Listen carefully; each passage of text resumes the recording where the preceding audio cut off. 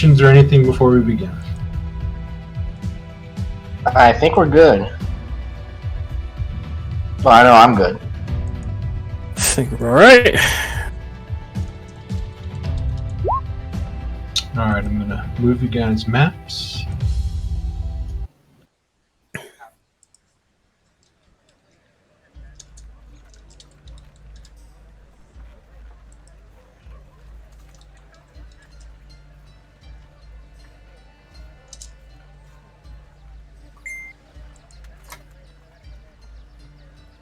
So, welcome to Baldur's Gate, a veritable nest of rats and vipers clinging to the rocky slopes overlooking the Kientha River.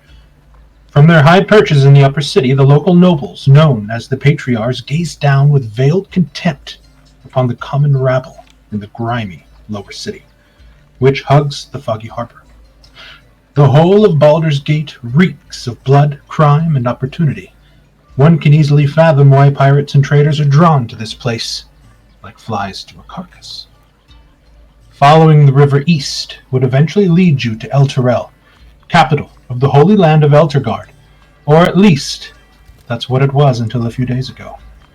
The flood of refugees from El Terrell has gotten worse since news first arrived. And now that the city's fallen, everyone is saying Baldur's Gate is next, but no one truly knows who or what claimed El Terrell. The Patriarchs pay a mercenary army called the Flaming Fist to protect their interest in Baldur's Gate, and by extension the city itself. The Flaming Fist has gained even more power since their charismatic leader, Ulder Ravengard, claimed the title of Grand Duke a few years ago. Apparently Ravengard is now missing, and in his absence the Flaming Fist has sealed the city's gates to staunch the flow of refugees. No one is allowed in or out. All of this was brought to your attention shortly after you were drafted, quite mysteriously, by the Flaming Fist to help defend the city. You were issued orders, stamped on it, Captain Zodge, with your names listed on them particularly.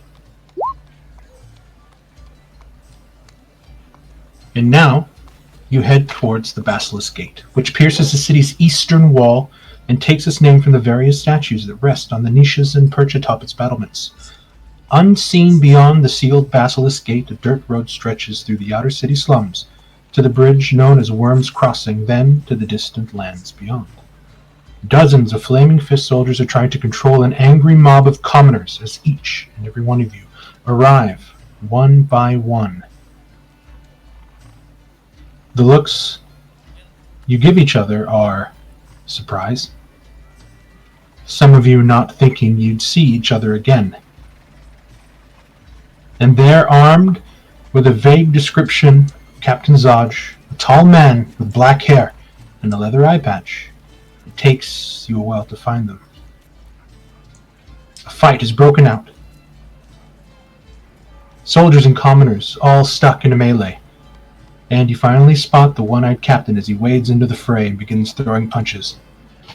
Just another day in the City of Blood.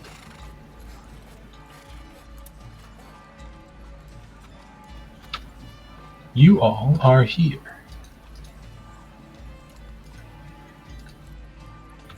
The Basilisk Gate.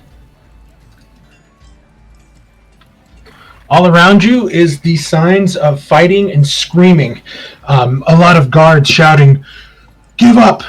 Hands up! Get down now!" While a lot of other people are just scared. There's a lot of panic. However, you look at Captain Zodge and he just has this really big smile on his face. Splatters of blood, fists red and bloodied. He seems to be enjoying himself quite much. What would you guys like to do? Damn commoners should know their place.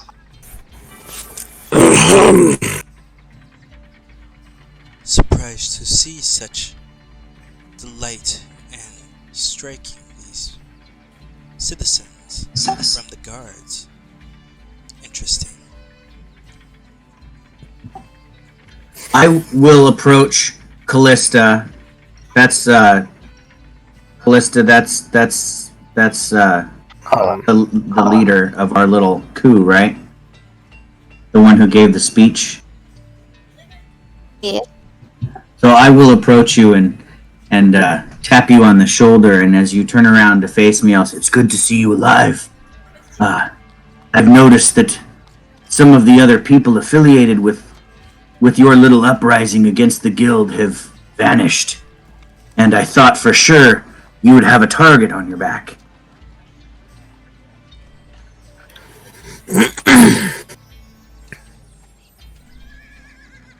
I will approach Captain Zod. You're gonna wade into the current melee.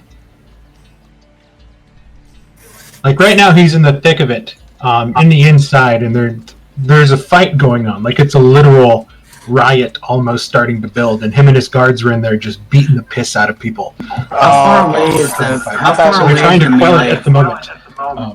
Are you guys standing How far on the away is the outskirts? melee from the... You guys are on the outskirts of it, probably about 20 feet away, but you see that it was almost like a peaceful protest that broke down, and now there's a lot of angry shouting, and there's a lot of fighting. And you see that the commoners themselves are trying their best, but they're not exactly mercenary soldiers.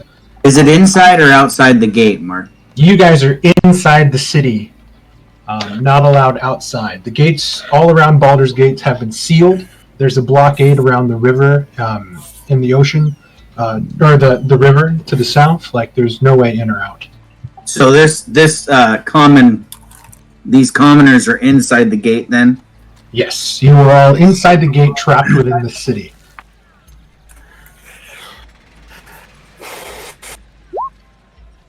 I'm going to just step aside and just let the barbarians be barbarians and just wait until Zod is able to be available. After a while, you see one of his soldiers sort of grab him on the shoulder and sort of look over and whisper, and then he looks over and you see him just sort of break an even wider smile. And he's a very stocky, square-jawed, scarred individual. You see his telltale eye patch, and he just sort of rolls his shoulders a little bit and kind of stretches, and then he starts making his way over with 6 of his guards set around him, and he sort of points off to the side, and you see there's a sort of balcony kind of set up with like an awning, and underneath you see some tables and what look to be like water barrels set aside, a couple casks of ale. And he sort of points you all into that direction, and you see him sort of make his way down that way. I would like to make my way towards the general, and if it looks like I might be drawn into the melee in order to get close to him, I will go ahead and shift and just growl at the commoners that are trying to riot. They start kind of trying to follow, and then they see you, and you sort of go bestial on them, and you see them take a step back. Like, it's very rare for shifters to be down this far, usually sticking close to the wilds, and to see one up close with the ferocity of your growl. They are like hands up, and then they're backing up before one of them gets just cold cocked from behind by another soldier who just sort of stomps on the back of his head to keep him down. And it's they're trying, but it's not going very well. No need to bare your fangs yet. I think Grimdak will fall behind the others, but as he's falling behind them, he's going to kind of look at some of the commoners, like try to quietly, motion, stand down and back up, because he doesn't want to see these guys getting hurt anymore. How are you feeling about all this, Calypso? As much as it disdains her, she is going to not look towards the commoners, as she just continues to think to herself, like, don't you people have anything better to do? As she is going to follow Grimdak, with her head kind of up in the air, like, nope, I'm not going to acknowledge that that's a thing that exists right now.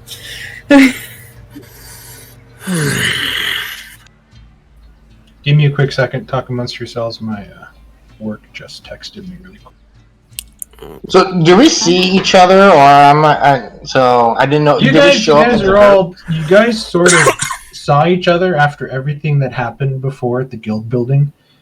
Those of you who were sort of caught outside while this was happening, you're seeing some familiar faces that you were hoping not to see again. And somehow you all have been called here together, bearing this summons. And each one specifically has all your names on it. Just to confirm, this is all everybody, or is this just like the rebellion? Everybody. All of you that happen to be outside that building.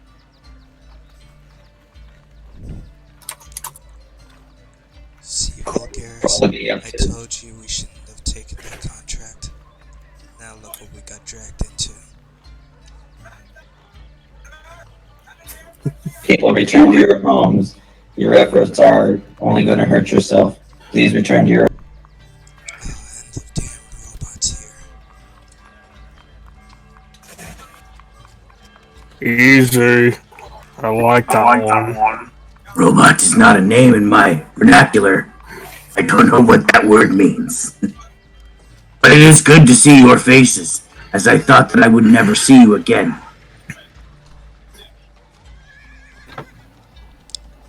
You guys begin to... Likewise, Master of Beasts.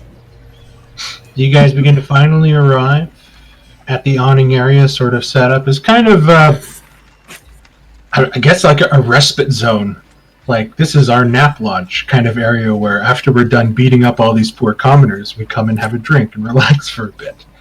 Then you see Zod sort of rip off his shirt and just kind of sit in a chair and he just kind of puts his legs up on a table. As you see about 6 of his guards sort of grab some water and just kind of relax underneath the shade as he waits for you guys to come up, and he just sort of nods and smiles. I will take a seat. I will brush off whatever dust is on the chair, and I will sit down at the table. Callista smiles and says, what is the honor of... What's called up? Why did you call upon us? It's rather odd. Yeah, why do you need my services? I will take the notice that I received with my name on it and just kind of slam it down on the table and say, I hope it pays well. It'll pay well if you get the job done.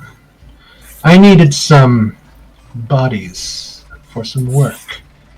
And your names just happened to come up in passing. Captain, this must be some sort of misunderstanding. I am not one to be summoned so lightly for this kind of work.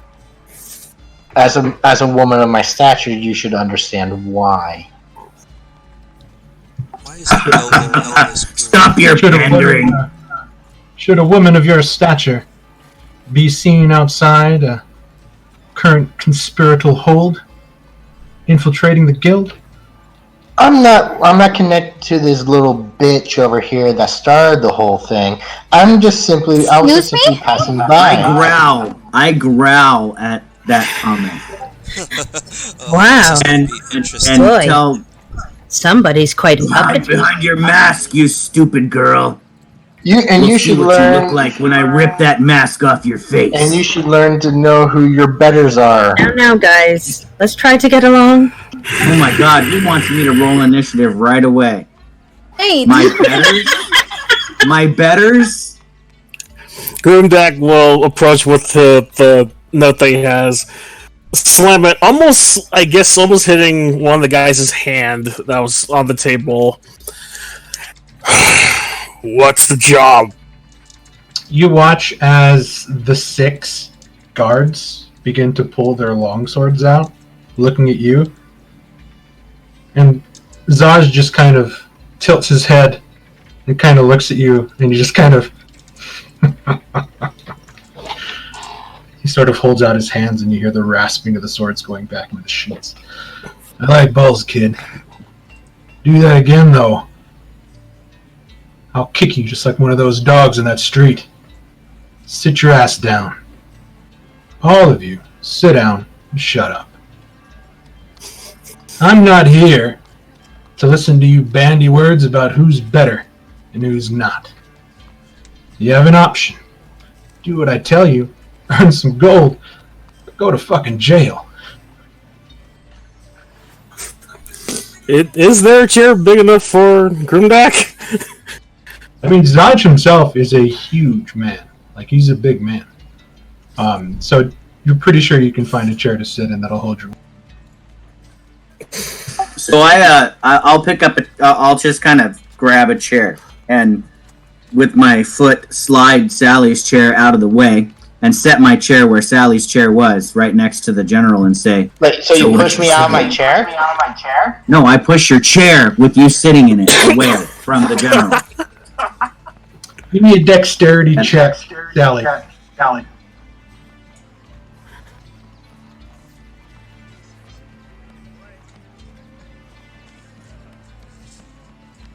Straight up dex?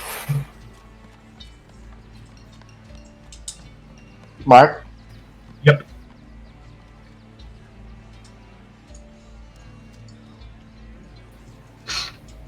So you feel him kick it, and it slides along the platform, and then you sort of stick your leg out before the chair starts to kind of kick out, stopping yourself from falling over. As Gannon just kind of sits down in his chair and starts paying attention. So what you're saying, General, is if we take up this work that you've offered, our slate will be cleared? Your slate will be cleared. You'll earn yourself about 100 gold pieces apiece. Well, I can get down with that. What's the job? I agree. I can also get down with that. I love the eager. They make my job so much easier. And you hear the 6 guards sort of chuckle themselves. And it's like, well, the job itself, it's got to do with all this. Refugee crisis. And he kind of holds out his arms to the sides and he kind of tells you to look around. Now this has stoked the fear. Baldur's Gate might suffer the same fate as El Terrell, on which nothing remains but a hole in the ground, apparently. Our Grand Duke, Lord Ravengard, was visiting El Terrell on a mission when the city was destroyed. Coincidence? I think not. The Knights of Eltegard that called themselves the Hell Riders, a few of them escaped the destruction and think were somehow to blame for their downfall. What a bunch of self-righteous fucking rabble-rousers. We're arresting them on sight, but that's left us a bit short-handed to deal with another problem. And for that, well, I chose such lovely individuals to do that for me. And before you go thinking about running off, just think about how easy it was for us to find you. I mean, if you look at Leaf Lady, man with the mask, and the robot, you're not exactly hard to find. And with the walls being closed, well, I guess you're SOL stuck here with me. And he kind of gives you a big old smile as he takes a drink of ale and kind of sets it down.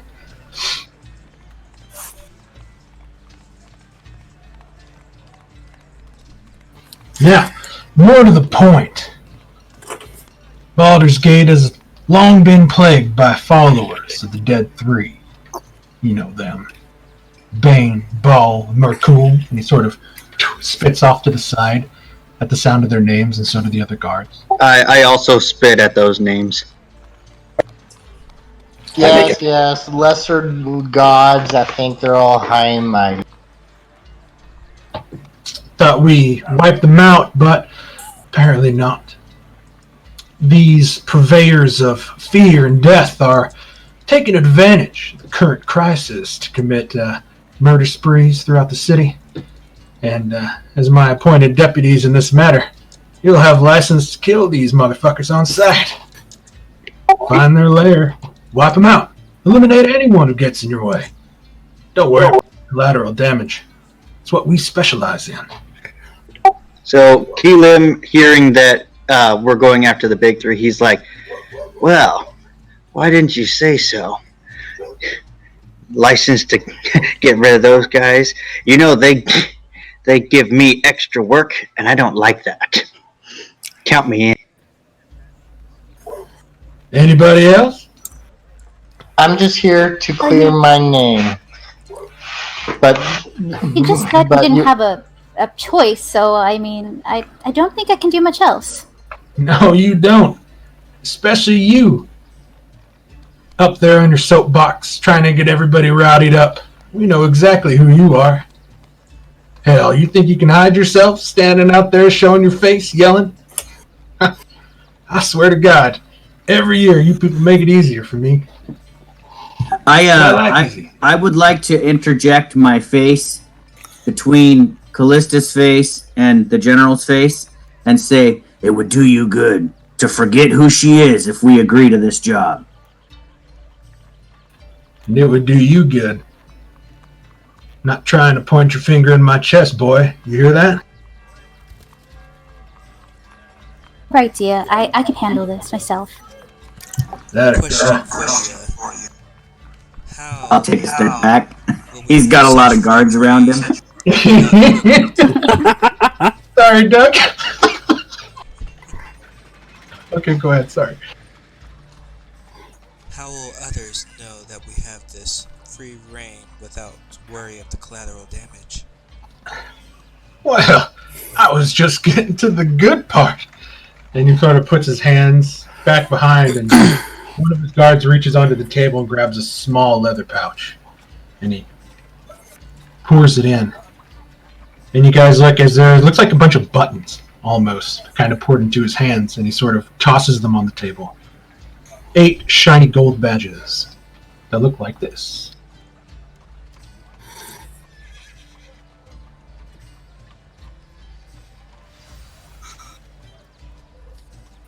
And, I mean, they stand out. You wear these, no one's gonna fuck with you. Well, except me. That's If So you we're do what I say... we basically become your cops. Sorry about that. Is that, Marcy? So we basically become your cops or police of the area, if you will. Yeah. If that makes it easier to sleep at night, that's exactly what you'll do. You know, All right. For the justice of this town. Now, I don't know if you know this, but with the Grand Duke gone, Commander Porter herself is coming back from Schult with a squad of her own to become our leader. Well, if you do what I say, make me look good, I'll see that you each receive 200 gold pieces, in addition to my gratitude, which I can tell you is worth considerably more. And he kind of gives you this sly, shit-eating grin. And he's just sort of looking at you all like, God damn, like, you don't know really what to make of this guy. Keelim will, he puts on the badge and he's like, I don't care about your gratitude. As long as I got the authority to take it to those freaks that have been giving my group a bad name. I like a man on a mission. Now, to the meat and potatoes of this little lunchtime feast. I like this guy. I think I want to work for him forever.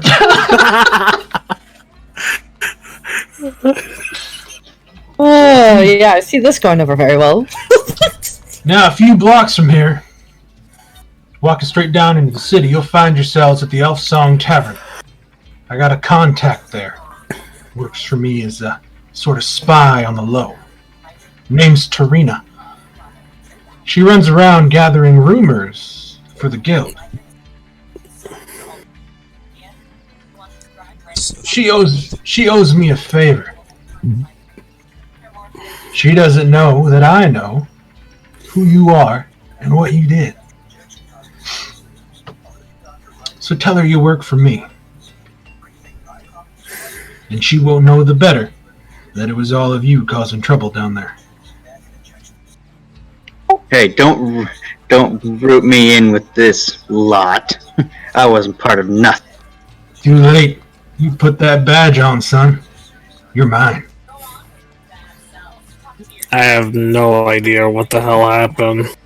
We'll meet this spy of yours, but if we all approach, wouldn't that kind of blow your spy's cover? Hell no. You're just there to get a drink. Meeting an old friend. I'll leave that up to you. Now, ask her what she knows about the Dead Three.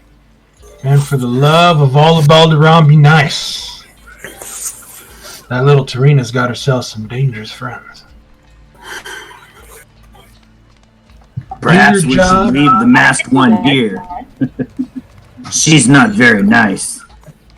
She looks like she can hold her own in a fight. It's a good thing I can do nice. I'm just sitting here, taking it all in. When this is done, and after a 10-day passes where there ain't no trouble from them motherfuckers down there, you come find me. I'll come give you your gold. Play nice. Do not piss me off. I like being nice. I take a look at his fist and say, yes, it shows. Like, they are the size of fucking Christmas hams. And they are calloused and cut and bleeding. He's got some big old steel rings that aren't there. They're just there for the sole purpose of causing pain.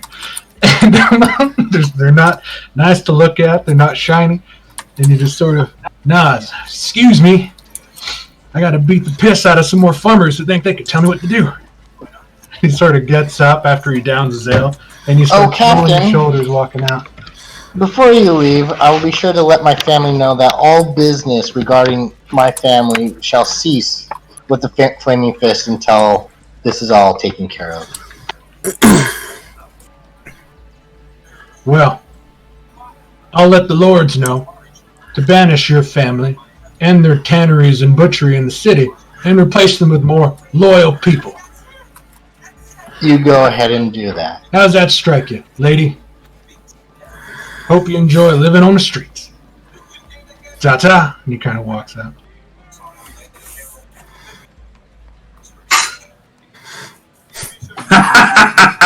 He got you. Did he? Let's go, beast, before I have to put a leash on you. Oh, you're earning a warm place in my heart. Oh, wow. I don't think she knows what she's talking to. So about 3 blocks away, more towards the center of the lower city, is the Elf Song Tavern. Most of you in this area are very familiar with it. Its name speaks volumes. You know that there is a ghostly elven female voice that always sings in that tavern. Songs of heartbreak, lament of losing her lover. It's also quite a seedy place. It's not the best, but it's a good place if you want to not be bothered. Nobody generally comes up and talks to you. It's just like it's a dive bar to the extreme.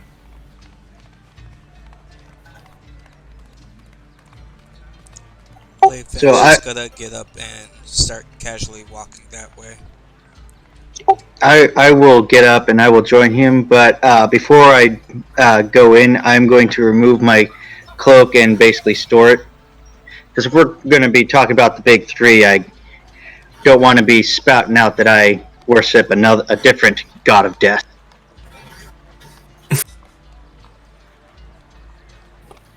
Why are you acting so strange?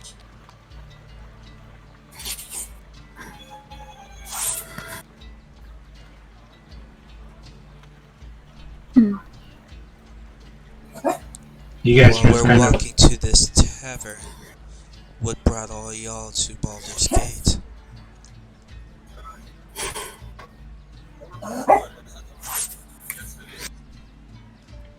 I work here. Down in Tumbledown. Would if the gates are closed, can I not get to Tumbledown? You're not able to. You've been stuck in the city this whole time trying to figure out a way out. And not only do you get to kill some cultists, but chances are that this might be able to buy you a way back out into Tumble.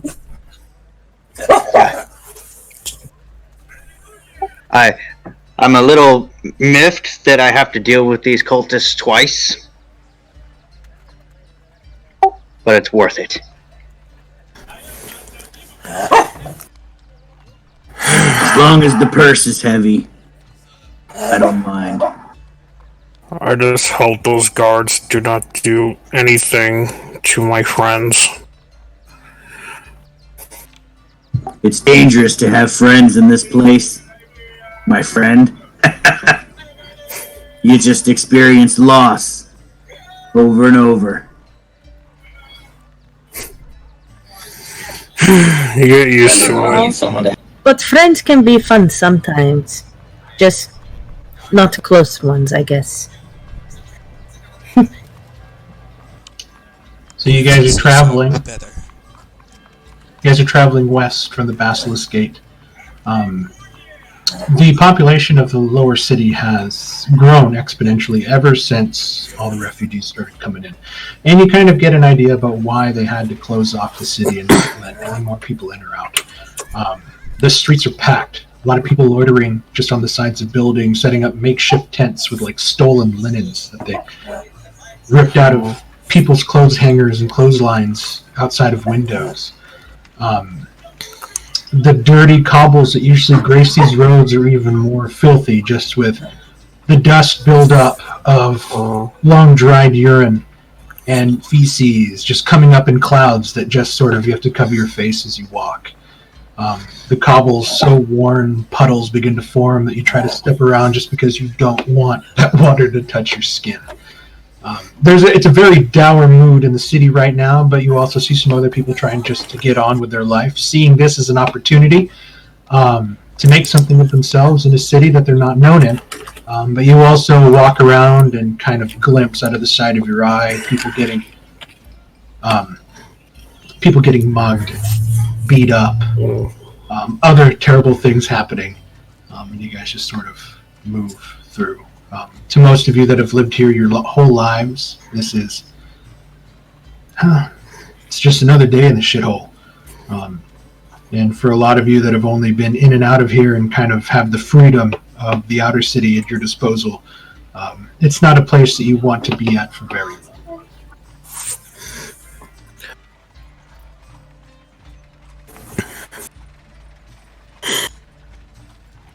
Well, I will take a moment if the elf is singing outside the tavern. Does she sing outside or inside?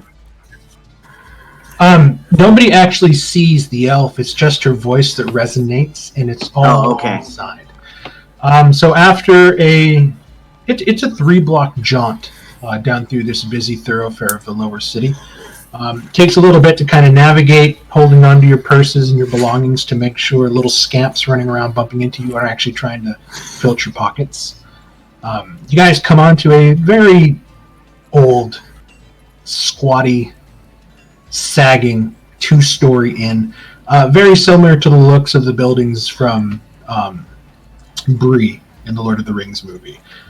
Everything's sort of looming from weight over the years.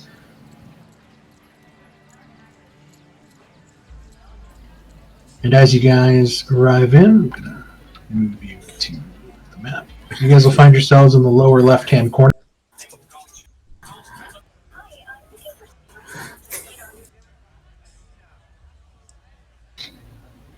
Those of you on the outside are very familiar, or those of you that have been here before are very familiar with the large female half-ogre that acts as the doorman to this place. And you see Skuna standing outside.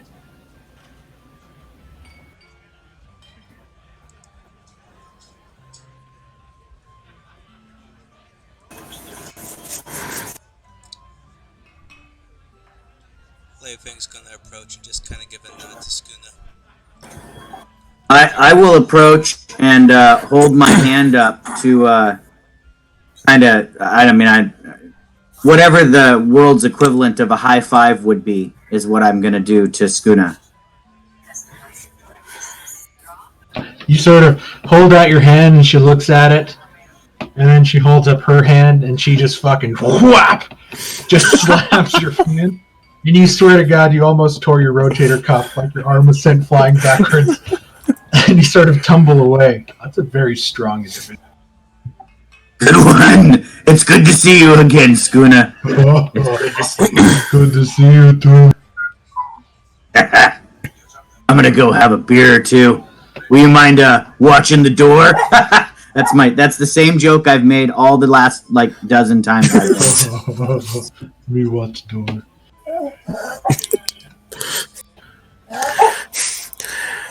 Fang, you walk in, and as soon as you step in, you feel Sally just kind of brush past you and kind of move off on her way.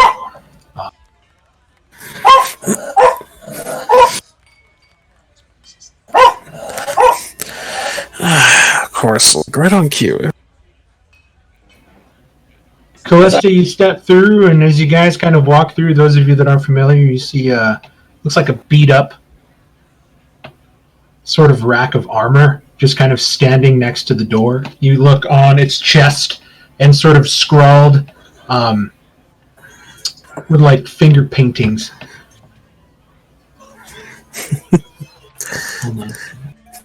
I think as I follow, I'll go to Skuna and offer a handshake and lightly pat her shoulder. Been working on your dice game?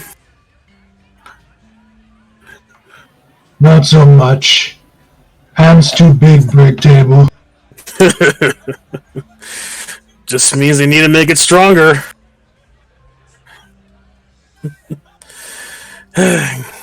But next time, maybe you'd be lucky. And I'll follow it after patting her arm again. David, you can't see.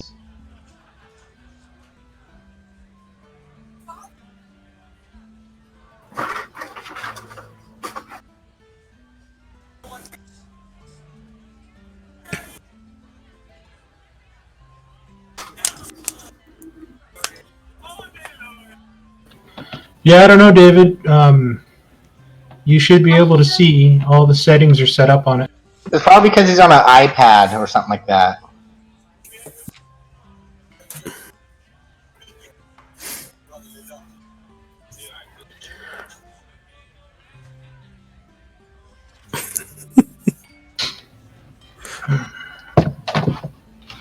Sally, you walk straight up to the bar and you see an old half-elven man sort of rubbing down some cups.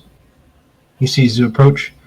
What can I get for you? I don't see Sally. Where is Sally? Oh, that looked like somebody not wearing a mask. So that's just a token mark. It's just a plain generic token.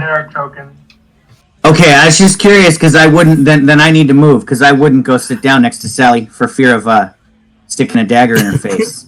You guys see two male waiters, Fulton and Ymir, sort of running around taking orders, dropping food, drinks on tables, rushing back and forth. One of them takes off up the stairs over here to the right.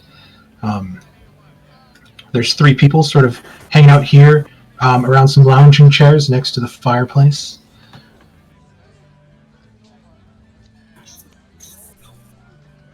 Callista, was it? I just realized I didn't quite catch the name. That was the other person we were looking for. Do you remember? Sorry, everybody's talking in the background, but her name was Tarina, if I remember correctly. Perfect. Thank you, fellow tiefling. Yeah, I'm at the bar. I asked Alan, I'm looking for a woman named Tarina. Have you seen her? She mostly hangs up upstairs, so they play a bunch of dice. Thank you. And as you're going now, you stop. Or the sort of everything, there's sort of like a moaning sigh and a breeze that kind of wafts through the lower lounge area. And everybody sort of goes silent a little bit, and they all start looking around at the ceiling, and so does the barman Alan. And you guys hear this song.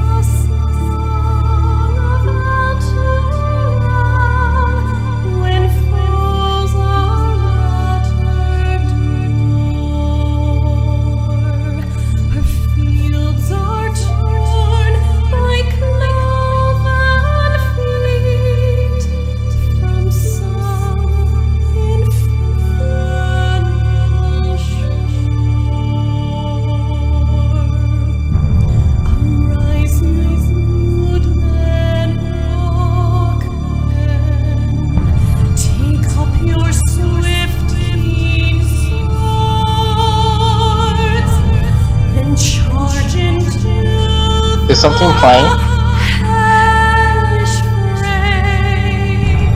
Yeah. I don't hear anything.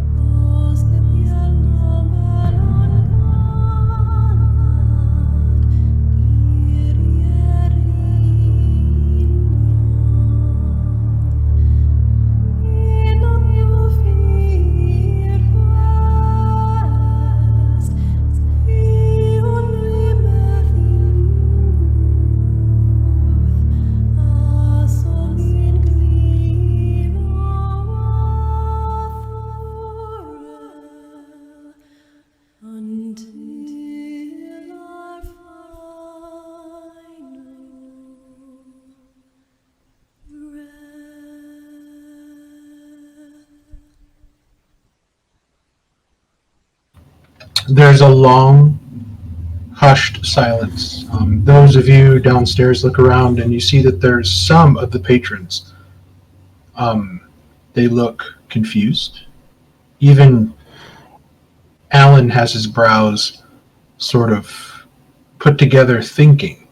Those of you that can understand Elvish, speak it, heard this. The lyrics to the song. Those of you who do not have Elvish as a language only heard her singing in Elvish. What if you understand Sylvan? Would you have heard, like, piecemeal, some words here and there? You would have heard some words here and there that sort of share common nomenclature with Elvish songs, like sing, dawn, fields, stuff like that. Like bits and pieces of words mixed in with some other words that you weren't able to translate. Cool. That's good enough for me. This elf voice always gets me right in the feels. But I will approach one of the waiters then and order whatever. Sally, get out of my way. If your characters have been here before, you know that this song is different from the normal song she sings. She almost sings the same song every time. This one was different. I look to Callista and ask if she understood the song. You understand the words? It's not the same one I've heard before. No, unfortunately, I don't know Elvish. It's not the same one I've heard either. You speak Elvish, friend? Sadly, no. I do. I speak Elvish. Where are you? I don't see you on the token board. I'm the You're orange. way down there. She's standing Okay, I there see you with now. that. I see you now. Yeah. I'd say, well, well, come sit with us. I'll buy you a drink. Perhaps you could tell me what it was the maiden was singing about. And I'll tell this. You said this guy was a waiter. Mm-hmm. I'll ask him for a round of 3. Just the house ale, whatever it is. Oh, all right. I'll be right back in a bit. Would you like any food? No, I'll start with the drink. Thank Are you. you sure? We have a delicious potato soup, as well as some fresh fried crab and fish cakes. If I could tempt you. There won't be room left in my stomach for that food once I fill it with the ale. Go All on. right, then. Back in a jiff. Can you get a glass or a cup of hot tea too, please? I don't know if we have tea, but I can cider? water down some ale for you. Just bring ale and we'll No, call I it. would just take the ale. Of course. I would just take the ale. Right. I mean, unless you have cider. And he just sort of takes off, sort of runs to the bar, puts in the order, and you see as Alan starts pouring around. So how many did you said? A round of 3 drinks? Yeah, I'm buying a round for Calypso, Callista, and myself. Okay. So that Calypso can translate the elf song as much as she remembers anyway. Well, Here, Calypso. Yeah, technically this dude's not here anymore. He went off to go get our drink, so I'll He's sit up where here. he is. Yeah. And meanwhile, these 2 people are like looking at you like, do I know you? Oh, but we could be friends if you'd like. We was having ourselves a private Calypso is conversation. gonna smile. Is gonna smile sweetly at both of them, and wave at both of them, going, "Hello, friends." Fucking hell. And he's just like, oh, come on, Tim, let's go over here. And kind of gets up and kind of moves off. And they kind of go off into this table just shaking their head. Oh, I guess they don't like company. That was a little rude of them. More room for us. The best part about that stuff is I told you guys, it's a good place to go if you don't want to be bothered by people. And you guys are like, hey, I'm sitting here. We're friends now. It's okay. I'm autumn form. Everybody's a friend. And as you guys are sort of there sitting and lounging, Sally sort of storms up the stairs. I sauntily make my way upstairs. I'm elegant. You saunter up the stairs, sort of squiggling your butt with every step, and you make your way up. The set of wooden stairs sort of turns and goes up another flight, and up you see a yellow light, very warm, sort of illuminating the upper portion. And you hear, as you walk up, you smell tobacco smoke, spilled ale, the last vinegared bits of spoiled wine sort of wafting in a sickly, sweet scent.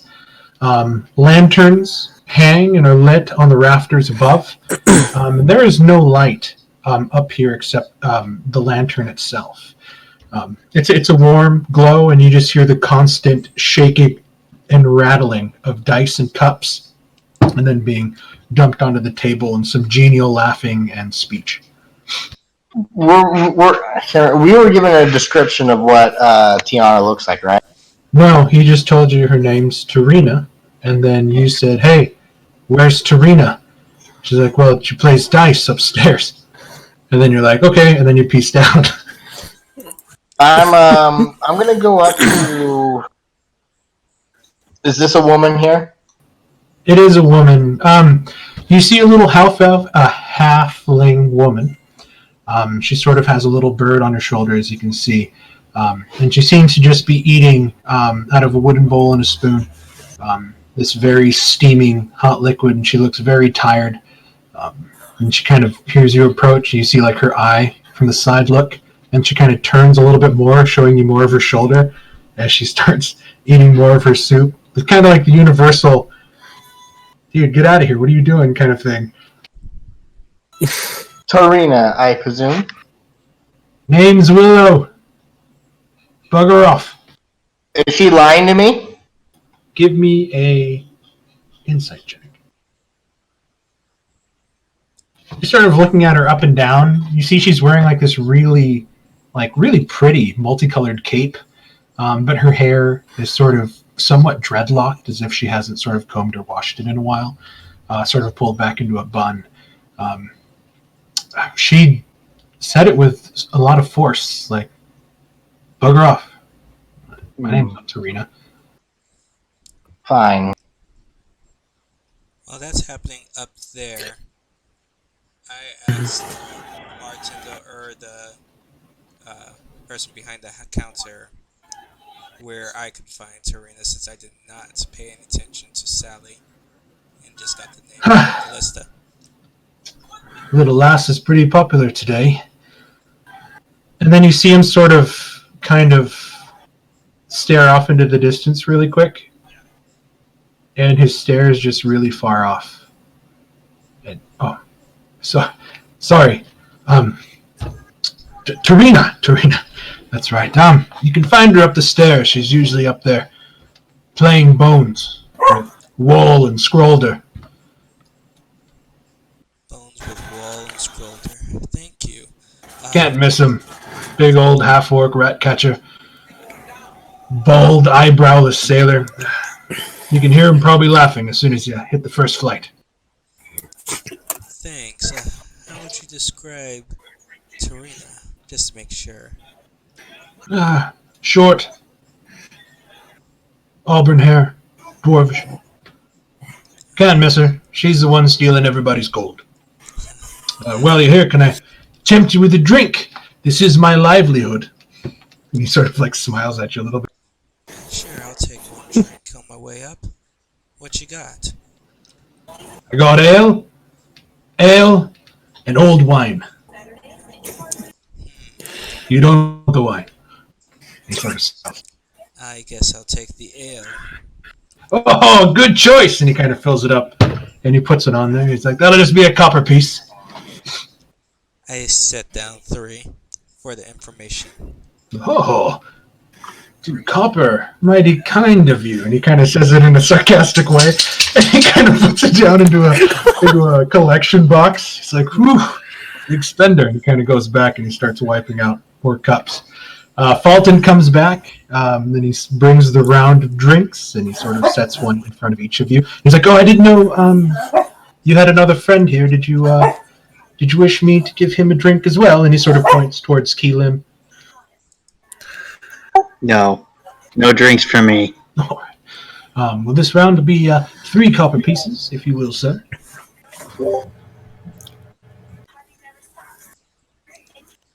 I start up the stairs, by the way, kind of just whispering, little did he know those weren't my copper pieces.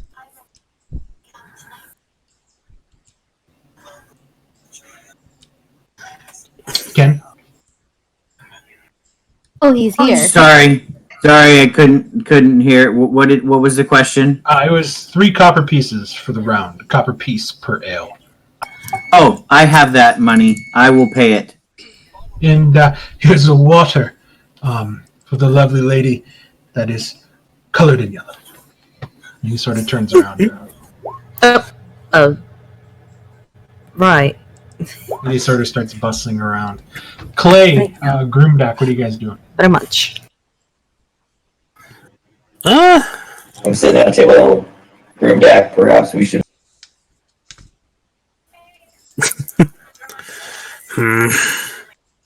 Do you even drink like this?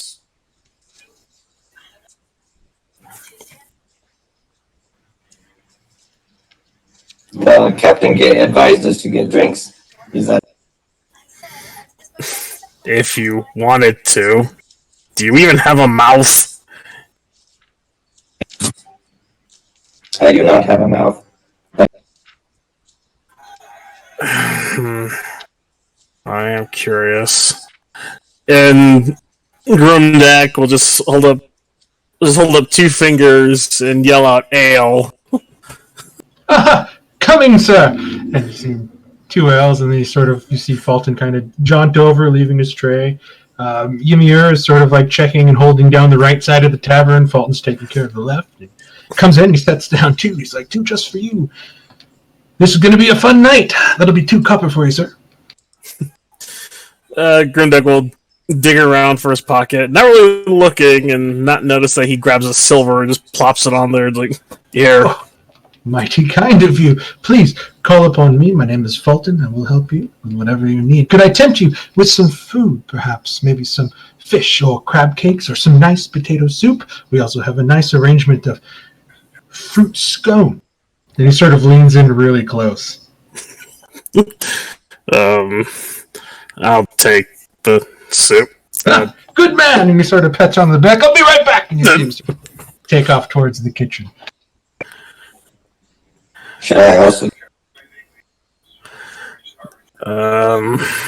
That is up to you. I'm just holding my cup.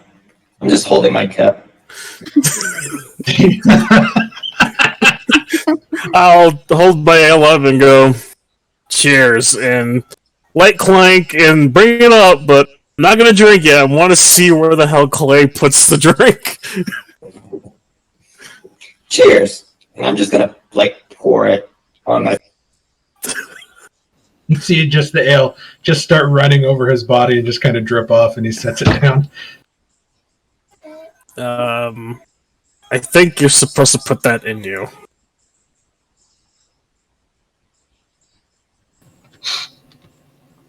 Those of you at the table, Calypso, Callista, Keelim, and Kanan, what are you guys?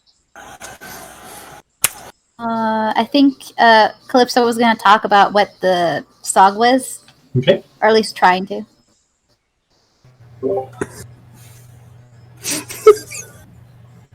Yes. Okay. Take it away, guys. Well, the song was about Ithro. You know, that city that fell. And it sounds like this person is of great mourning. She is singing a very, very sad song. A sad song about what? About Ithro. Ultriel. Or yeah, Ithro. El Terrell, you mean? Yes. El Terrell, the city that was attacked and lay wasted. Maybe her soul visited the place and knew something of what happened there.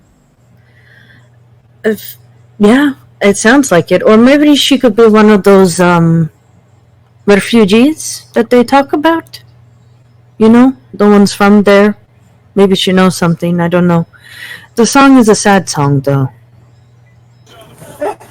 And I think she's describing something that happened there. It sounds like hellfires and stuff like that. You know, the stuff that mushy people get sentimental about. You know.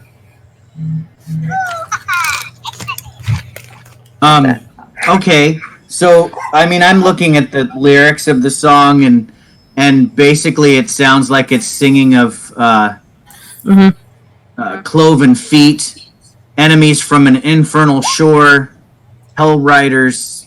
Do you mention any of the devil horde stuff or any of that, or do you just leave it's it? not, and it's not the usual song about her lost love, which is why everybody that could understand it, even the bartender, was surprised because the song never changes. Her song usually is about the lament of her heart breaking, and this one is singing about going to hell, fighting against demons, in righteous vengeance over the fall of El Terrell.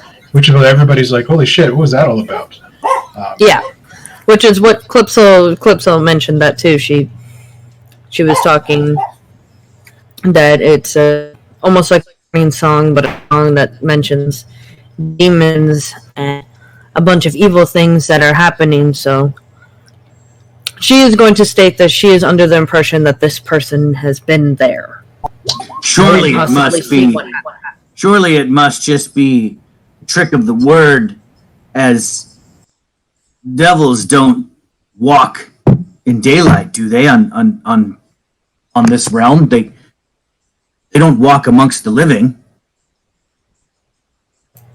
Now, Mark, me being a cleric, would I be able to tell him, like, my knowledge of devils? Sure. Okay. I didn't want to overplay there. Give me a religion check. A religion check first? Okay. And she's also a researcher, so she knows those of you proficient in history at that table taking part of this, go ahead and give me a history check. History and religion, or just one or the other? You can give me history and religion, and then the other three, if they're proficient in history, can give me history. Jesus Christ. That's alright, just get the one out of the way right now. Mm-hmm. Okay. So you're not proficient in religion. So you would know the basics. Sort of, you know that the 9 hells are set up in 9 concentric rings, with the Overlord sitting in the middle. Just different knowledge about different demons and stuff like that. Oh, was she wasn't going to go into that much detail. She was just going to say, like, well, I don't know what kind of stories you've been told, but I know that devils come in many forms, and so do demons. Oh, Key Lim's done some extensive research on demons. Yeah. And, so he can take it away if he wishes to.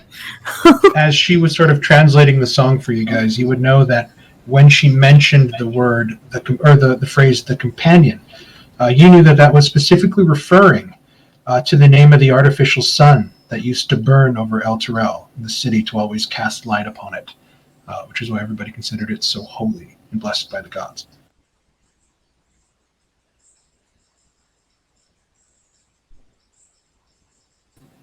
You also heard again the name the Hell Riders, something which Captain Zoj himself sort of told you guys again. It's just this word that keeps popping in and out. Keelan, you know that the Hell Riders are the knights of El Terrell, who once long ago rode into Hell itself and fought against demons. Many of them died, but some did return. Yes. They've never gone back to Hell, but I heard they still roam the fields of the dead to fend off evil creatures from there.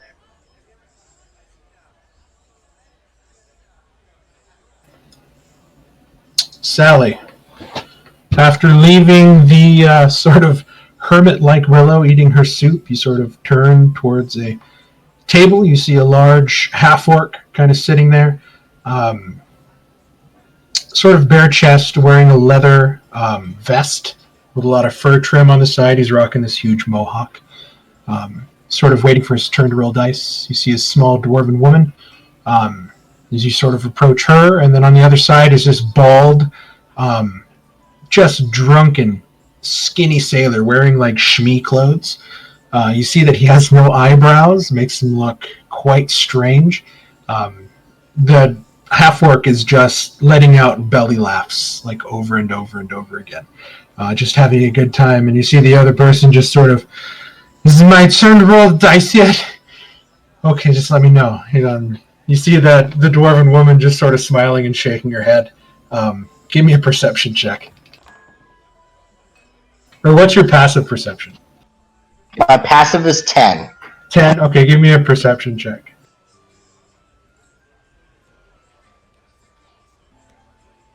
You just see her shake her head before she rolls another dice, and she's like, "Ha! That's 5 to me and none to you. This is too easy." She starts bringing in more coin towards her. It's like, and she looks up. She's like, Didn't know Alan had any female waitresses working here. Why don't you go get me something to drink, love? Come on back. Tarina? She sort of shakes the cup, drops it on the table, and you watch as the half-orc kind of looks at you, shakes his cup, drops it on the table, and then the drunk sailor does the same thing.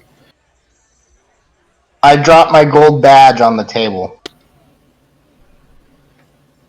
It doesn't look like an ale to me, love. Oh no. Would I be coming up the stairs at this point? Sure. Zodge sent me. Is that so? How's old Zodgy? Still beating the piss out of drunkards and farmers? Says you owe him a favor, and I've come to collect. Oh, is that so? And you hear a cracking of the knuckles as the half-orc kind of looks at you.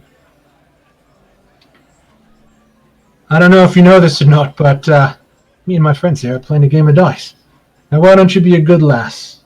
Apologize with a nice cup of ale, and then maybe we'll talk. Hearing that, I'll take a seat right next to them, kind of just set the ale I have in my hand next to her and say, mind if I join? Oh, you see that? That's how you talk to a woman, and you feel a small, tiny dwarven hand just kind of reach around and pinch your butt, Lifang. She sort of takes the ale, sort of proffers it to you, and starts drinking. I kind of just look over to Sally and kind of do like a wink as I pull my helmet off. And she looks at you again, Sally, and she just has her hand, and she's like, this one's still empty. And then the fucking half-orc just starts laughing again, and then the drunkard's like, you know, and he's laughing too, and she's just sort of smirking, and they just continue to play dice. He's like, you want in the next round there? She sort of looks at you, Lifehang. Where can we find the dead three? I just sigh and kind of look at Sally like, subtlety. It gets you further. She gives you a wink.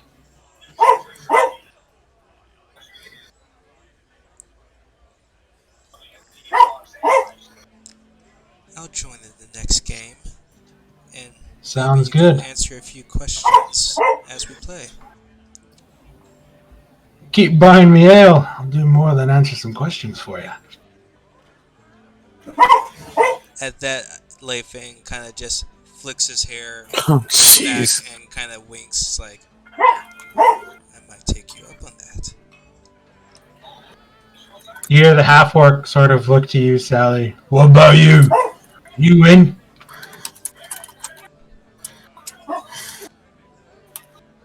Sure, why not? But I go around the table and sit here next to the drunk. He sort of leans in and just you smell the ale on him and like, hey love, what's your name? You have really white skin. Yes. Ooh, we got ourselves a talking wall. And then you hear the half-orc,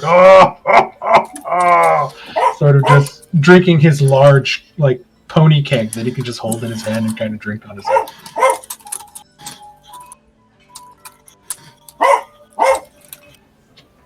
You guys downstairs. What are you doing? I tell the three seated at my table, you know, I kind of lost track of time with all the excitement we've had in the last couple of weeks, especially with your little uprising there, Callista, and I say that with a whisper. But I nearly forgot. Today's my birthday. And I just down the rest of my ale. And kind of really? raise my How hand saying, wonderful. I'll have Happy another. birthday. Thank you. Yeah, happy birthday, dude. What a way to spend your birthday. How old are you turning today? It's my 14th season. You have Fulton Right. turns around and like kind of hovers over Callista's shoulder out of nowhere. Did I hear right? It's your birthday. Oh Indeed, it is. All right, give me one quick second. And then you see him sort of run back into the kitchen, and you see like a small halfling come out with him. And then there's another gentleman leading what seems to be a blind person out of the kitchen, and they all start gathering. And Demir comes out, and they just start doing the fucking Red Robin birthday thing. They're all like, excellent! Happy birthday to you! Happy birthday! Grimdag is going to just hide his face like, oh god, I hate it when they do this. Keelan will sip on his drink and he goes, "Way to be subtle." Oh, this is one of those human celebration thingies, isn't it? Oh, have fun! Don't encourage Are there going to be fire and cake this time? You see the sort of older man that's sort of blind, and he sort of is led up to the table by the other cook, and he sort of sets down a small, tiny chocolate tart in front of you. And then they all just start going back to their jobs, heading back into the kitchen. I lift up the chocolate tart, and I open my mouth as wide as I can and shove the whole thing in at once and chew it up. It's really good. Like, the ale here tastes like it probably came out of a puddle, but the food is delicious. Before he eats it, I'm going to cast light on the top of it, and I say, "Blow out the candle." I shove the glowing confection into my face, and hopefully that puts the light out. Otherwise, I have light in my stomach. But As soon as he eats it, I will dispel it. So I'm actually just kind of gonna celebrate my birthday here in the Elf Song Tavern with ale and cake, apparently. I'm doing this on purpose so that the others can approach the spy and attention will not be given to us. That's my goal here.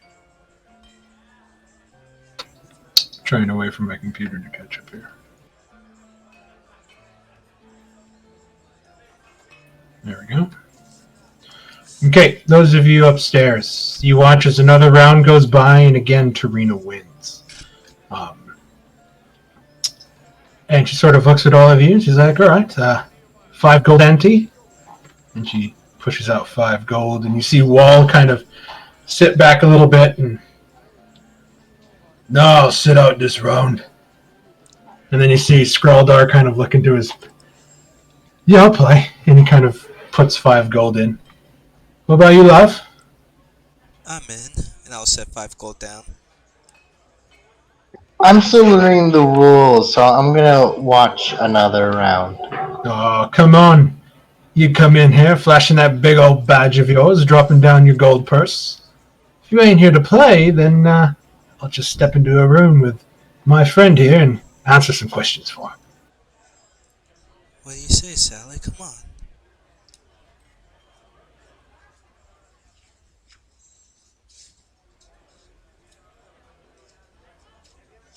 What's the name of the game?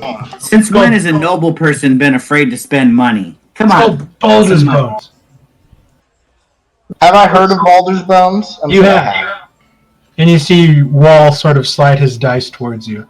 There's not a tavern in Baldur's Gate, either rich or poor, where this game is not played. 1 round, and I'll place down 5 gold. All right. Ante in the middle, 15 in the pot. Here we go. And you see us start shaking. Objective of the game is to get to as close as 21 without exceeding. You can roll as many times as you want. When everybody stops, we count the total. Winner gets the pot.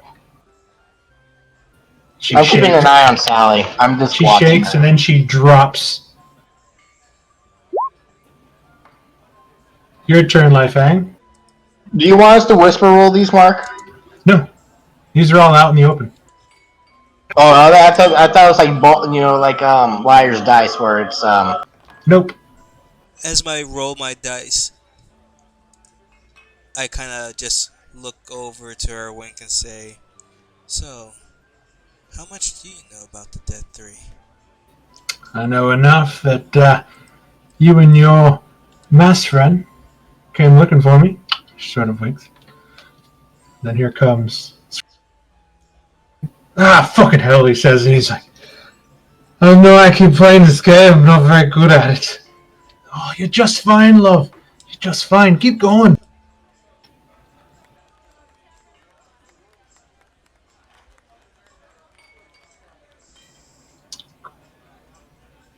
Ooh, she's coming out strong. It looks like I'm gonna keep rolling.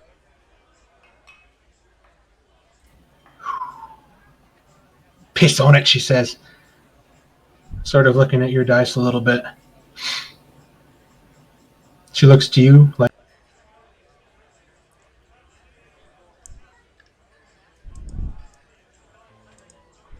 I kind of look at everyone's hands. And I mean, you only got 9, love.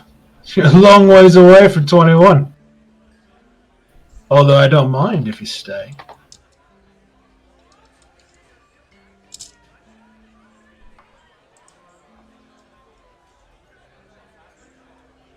Oh, it's more like it, he says. He's like, oh, it's more like it. So do I roll? How many dice do I roll? You can either stand or roll. But if you stop now, you don't get to roll. And if somebody surpasses you, you automatically lose. Right. What I'm asking is, You roll 1d6. Well, Doug just rolled 3d6 again. Oh. No, you're supposed to roll the 3 and then 1 after until you get to 21 and you want to find a place to step. sorry about that. It's like blackjack. So go ahead and roll 1d6. Alright, and just add these in your head. Sally? I know. It's okay, I'm not in that. I'm in that 21 sweet spot. Where, Stand to roll! It's nothing to think about. Come on! Spoiling the fun here, making us all wait.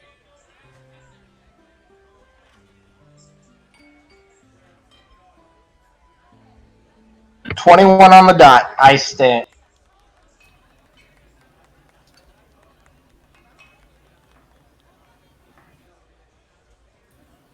Lifeang.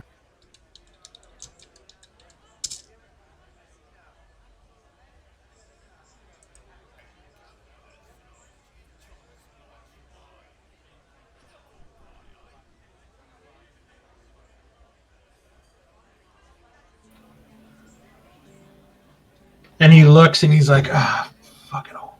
I'm gonna leave it now.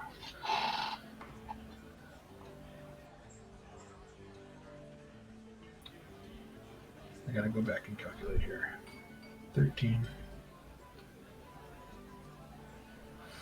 14. 16.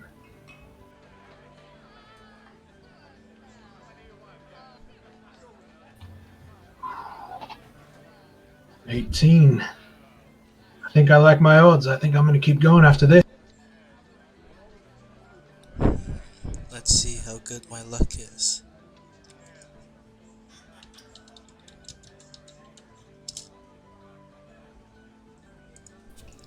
You should not. You just quit. Just quit now, though. And then you see Skruldar like, all right, here goes nothing. Oh hell! And everybody's just kind of looking at you, Sally, like, fuck. If you could see that she had and she's grinning, but you can't see it.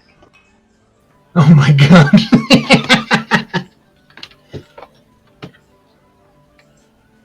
Chances of me pulling another one of them off fast could be pretty hard.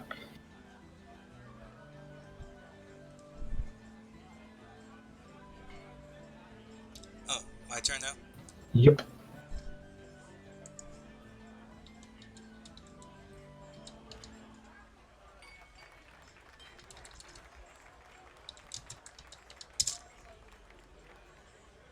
It's a lot of ones. Son of a bitch. 19. Skruldar kind of looks up to the sky. All I'm asking for a 2. Just a 2. Please. He kind of winds up. No, yeah, it's the dog. Ah, fuck! He sort of gets up. Fucking time! I'm fucking done. And he kind of gets up. And he just kind of pouts over to the corner, and the fucking half-orc is just laughing his ass off. Yeah, it's only 5 gold. 21 on the dot, you fucking. She looks right at you, Sally. God damn. So we split the pot? It's not over yet.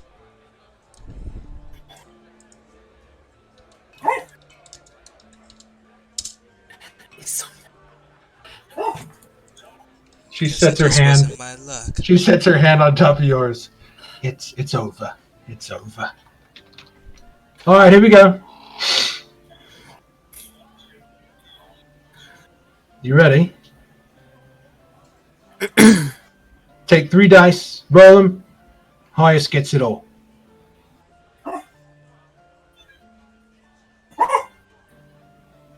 You first. Young miss, waiting on you.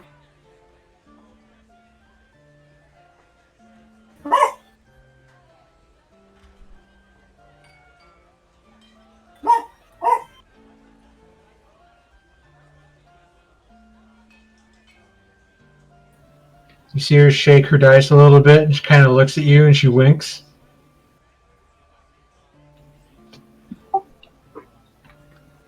Looks like I win. Ain't that a tip of the hat? And she starts taking all the gold. It's just my day. Did I notice anything? You can give me a perception check. I'm gonna make one too, as I've been watching her.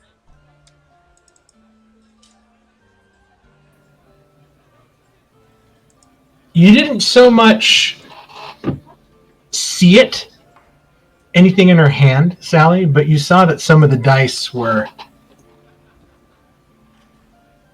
a bit heavy on one side as she sort of starts scraping everything up. I put my hand on the gold.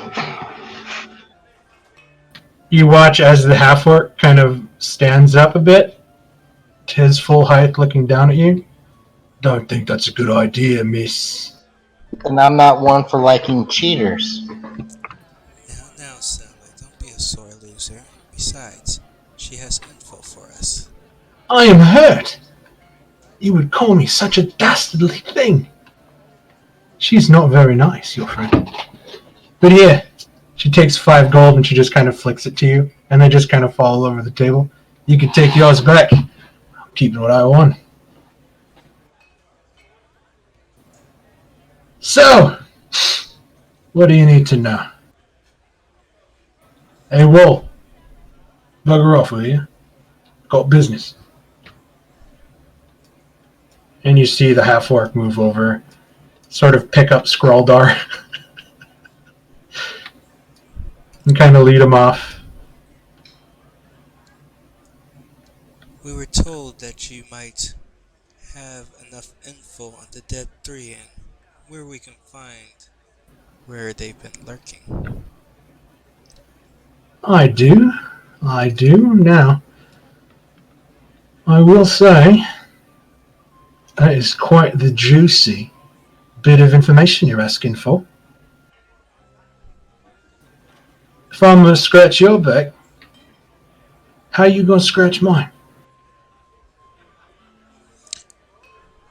And I pull a glove off of one of my free hands. I'm like, well, with you lying in bed if needed. Straight to the point. But as much as I would enjoy that, there is something of import that we could talk about. You see, I have a problem that needs solving. Well, you look just like the handsome lad that could solve it for me. What's this problem you have?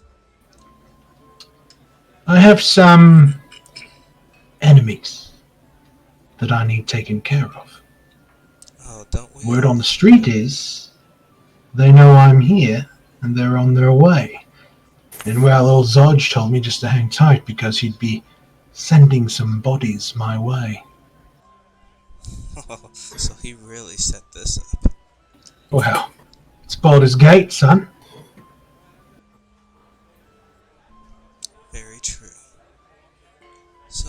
are these men or women Uh, for you? just some pirates I used to run with. Kind of departed on bad terms. And well, it's not my fault, really. And she kind of has a sly smile. I just took some things on my way out.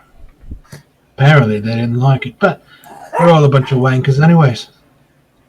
I didn't care.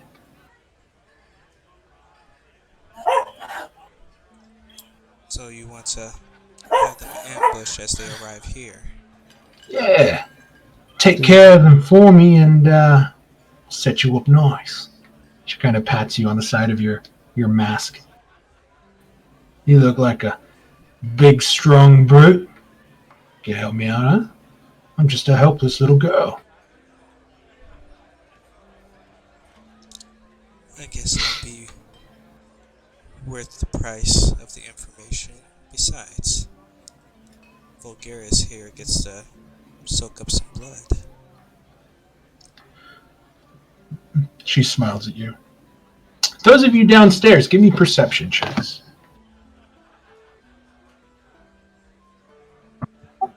I'm better at this when I'm shifted, but I'll go ahead and do it normal.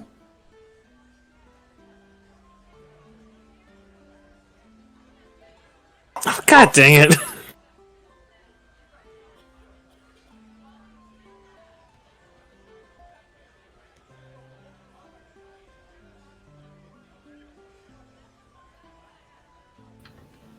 Clay, Kanan, Keelim.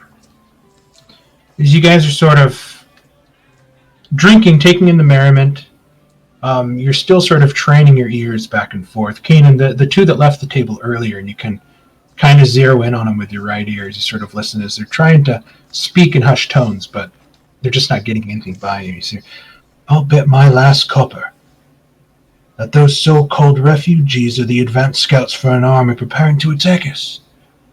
Nobody's taking this seriously enough. Key Lim and the table behind you, and you too, Clay, the table to the right. You hear the two commoners speaking as soon as the waiter leaves. It's like, well, I mean, look at the flaming fist, yeah? Decapitated. Snake without a head ever since Raven God left. I mean, the captain's already started bickering about who's going to run the joint. Well, yeah, I mean, when Raven got out of the way, he'll be next Grand Duke, I wonder. My money's on Thalamra Van Thumper. Practically born in the sewers, she was.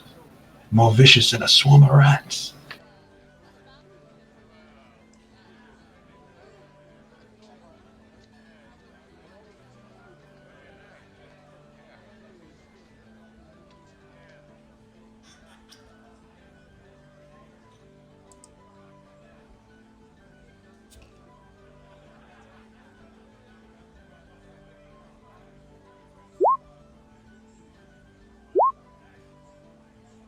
That's what you guys heard.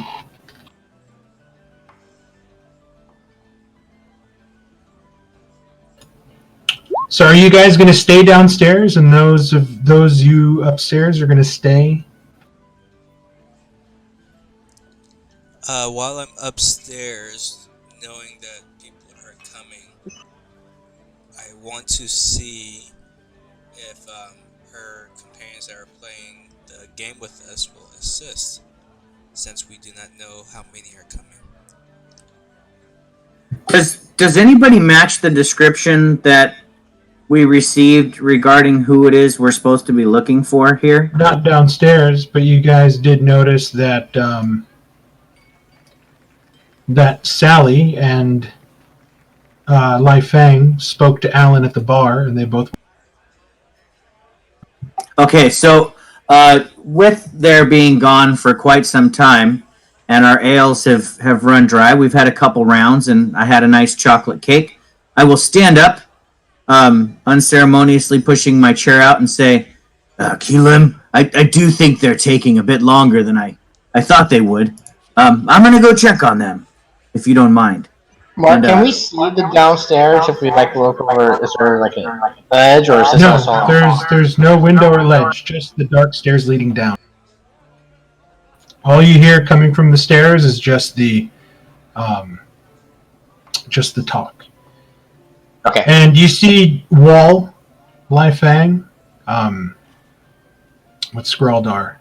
He's like, I don't work for free. You can pay me. I'll fight. We're friends, but we're not that good of friends. Tarina looks.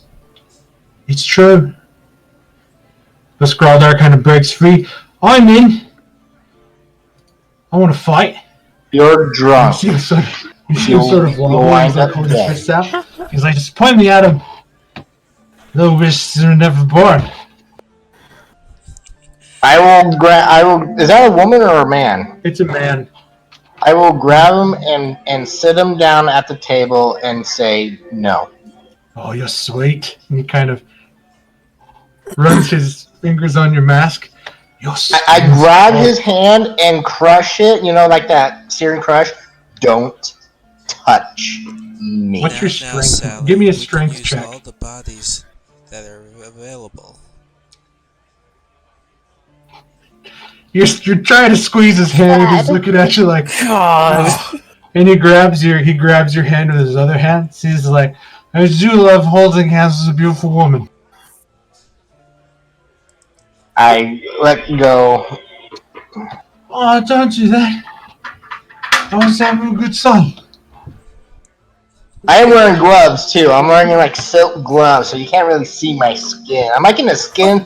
I'm in a red and black skin tight like suit. You know, a very elegant gown. And you see this one guy sort of get up, he starts gathering his notes that he was sort of writing on, wearing glasses and like a robe, and he's very skinny, big old bags under his eyes. He's like, if there's going to be some sort of quarrel, I will just leave. Thank you. And he sort of opens the door, looks in, sees nobody's there, and he kind of goes inside. Who was that? You see this halfling woman kind of get up from her seat. Yeah, good luck with that. Just going to join the nerd in here. Kind of walks in. So, how much would it take? I asked the orc. You know what? I'll fight for you. You give me 10 gold. It's about a month's worth of wages for me. And you hear the druid, bloody hell. Pick up her food and kind of go into this room. How about 8? How about 10? You're the one asking for help. I'm not a bargain store. He's really not. After a while, you guys hear Kanan pop in. Kanan, you watch as a woman walks through this door and kind of closes it behind her. You take in the scene upstairs. You see a dwarven woman kind of sitting, drinking an ale. The room sort of upstairs is kind of cleared off. You see this skinny, bald, no eyebrows sailor sort of lolling in his chair, giving doughy love eyes to Sally, while Lai Fang is just talking with this large half-orc man. Do I see Kanan come up? You're currently looking at Skruldar at the moment and at Lai Fang, but you do hear somebody hit the landing and turn around. I wasn't being subtle, just in case you were wondering. I walk around like a bear. You dog. We're expecting company. Go down and guard like you're supposed to. I'm sorry, but I say deal to the orc. He holds out his Nobody hand. gave me that instruction. I just came up did. to see if... Well, nobody except you, and I don't follow orders from you. Do you have 10 I'll just gold come in your and sit character down guide? next You to just this lost 5.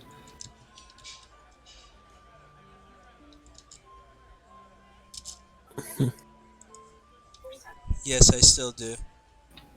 What background did you take that gave you so much gold? Took faction agent. I just didn't spend as much. Okay. He takes the 10 gold, knock that off your sheet. He sort of looks at it and kind of puts it in. He just walks over to the table over here and he just kind of sits down.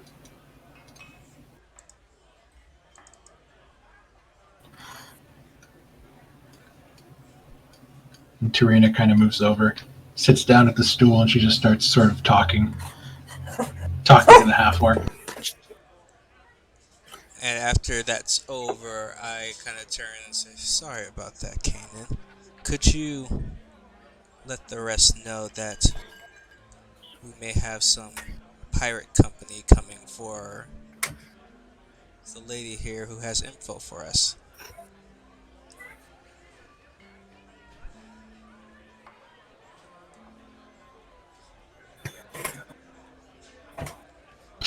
Those of you downstairs watch as the door is kicked open, and you see a big, brutish, sort of, if Captain Jack Sparrow was muscular walking in, his right eye is like milky white due to cataracts, and he just sort of saunters in.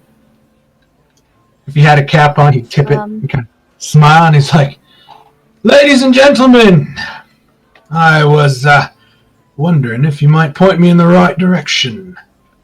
You see, I'm looking for someone. Goes by the name Tarina. So I've been told."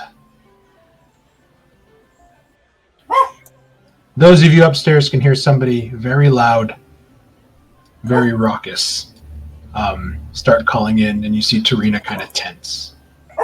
At this point, I would draw my blade and kind of I'm casting Armor of Agathis on myself, and then I would pull my shield free from my back. I would look at Tarina and tell her, if you want to live, I suggest you go hide in a room. Oh, I could take care of myself.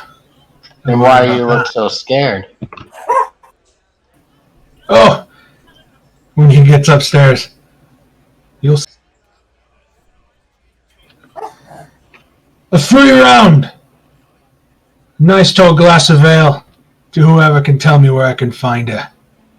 And you see a bunch of people. Oh, she's upstairs. There's like 5 or 6 people's downstairs, and he sort of takes out a coin pouch and he just rockets it across to the bar, and it catches Alan ducks. He's like, "Free round for them. You two stand by the stairs. Make sure nobody bothers us." And you see 2 of them sort of walk in, and then one by one, they start filing past upstairs. And those of you can see this large, brutish, sort of Pirates of the Caribbean looking dude kind of roll up upstairs. The moment he rolls up, I am throwing an Eldritch Blast his way. Oh, Oh, holy crap! Okay, no parlay here. Yeah, jeez. It's go time, I guess. When I see that go down, I guess I will draw my battle axe. I look at Alpha and like, are you a fucking idiot? Goddamn commoners. Okay, let's roll initiative. I love it. I'm going to accidentally murder Sally in the fray. Oh darn, that'll be really sad. Really? Well, you are playing a bitch. And I don't much care for her attitude. And your name is Sally. Come on. What the fuck is that? Sally Forth. I actually don't know who Sally Ford is. The lady Sally Forth. I said Sally Forth. I love in the world of fantasy, they're like, the Lady Frederica, the Lady Sasha Delavies, the Lady Sally. Yes, exactly. Love it. It's like when you're those are listening initiatives. to Hamilton and they say Angelica, Eliza, and Peggy. That's what I'm imagining. Is Sally's like the and Peggy. Did the initiative get erased, Mark? Yeah, it looks like it did on my end. Riva. I don't know, I didn't erase it. Yeah, you accidentally erased it somehow. Yeah, it was starting to fill up, and then it completely vanished before I rolled mine. So, Well, I mean, roll again and just change your numbers. Mark? Is this all one big map? Or are you yourself going between two maps? I'm going between two maps. You guys are going to be fighting everything on here. So this is one giant map split in two. Okay, so you're on one page. Yep. Okay, that's what I was meaning. I didn't know if you accidentally you went over and all of a sudden the initiative went away.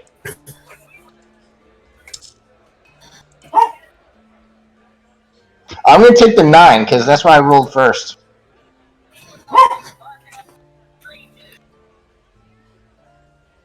Could I do an intelligence check to oh, these guys are here for her, and put two pieces together? I want to know if it's oh, this is why.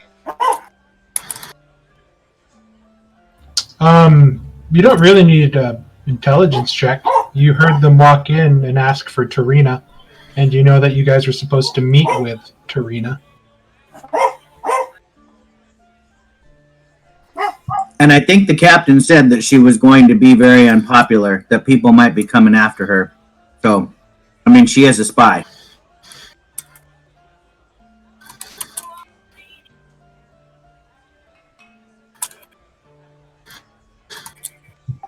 Do we know who Tarina is? Is she a little redheaded chick? That's what I thought. Okay.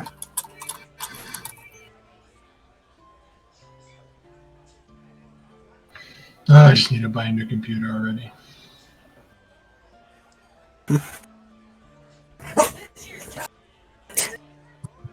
I like how eager Lai Feng was to kill bandits.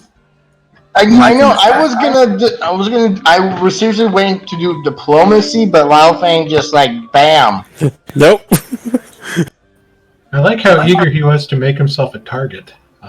He did kind of set a target on his back. Yeah. But also, Lai Feng, in your defense, the dead don't talk. So perhaps now we win. Oh, the dead talk. You just need a cleric. Or a very stubborn spirit. Hey, she specifically said people were aggressively coming here for her. Oh my god. It's perfect that Drug Scroldar rolled a 1. And he's got disadvantage on his first. He's gonna fight? Told him to sit down. He said he's gonna fight. Show him the fight, he's gonna fight. Is he gonna be in guy him fighting?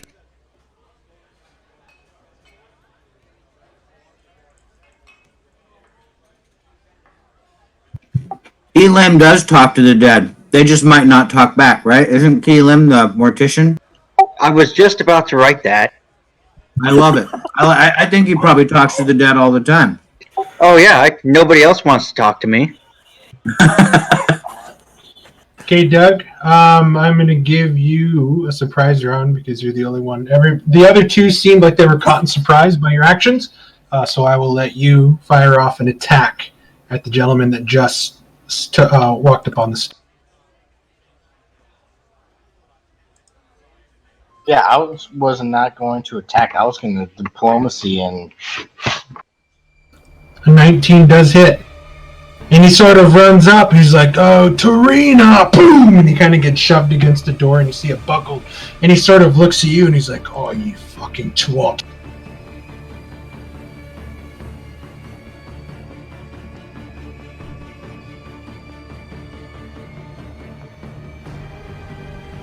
As soon as this catches up. Come on. Too many things on this map.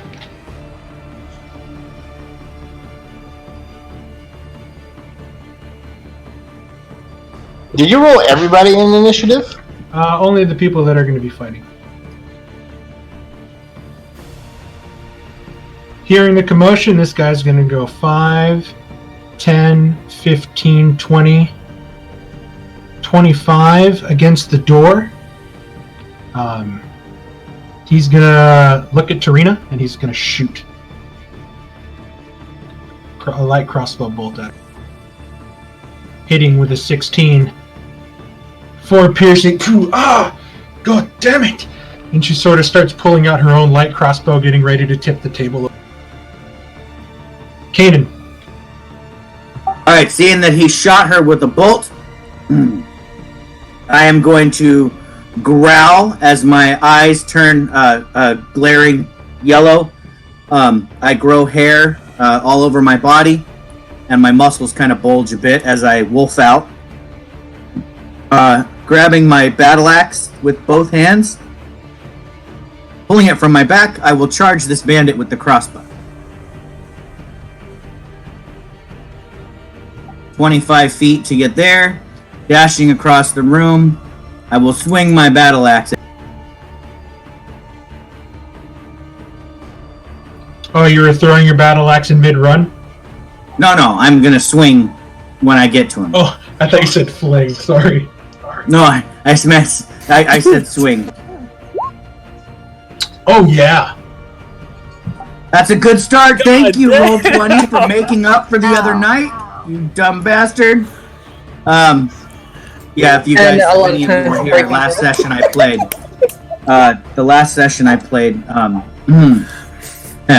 was not so great. So that would be 13 points of slashing damage to this bandit. And he is dead. As you take your battle axe and whoosh, and you hear it slam against the door, and you watch as his body slips, leaving his head on your blade, and you sort of flick it down and look. Totally decapitated. You ate the chocolate of the gods. And I'll finish my movement up there at the wall, kind of flinging the blood off my battle axe to the ground and growling at those that are coming up the stairs. Good dog. Not another step.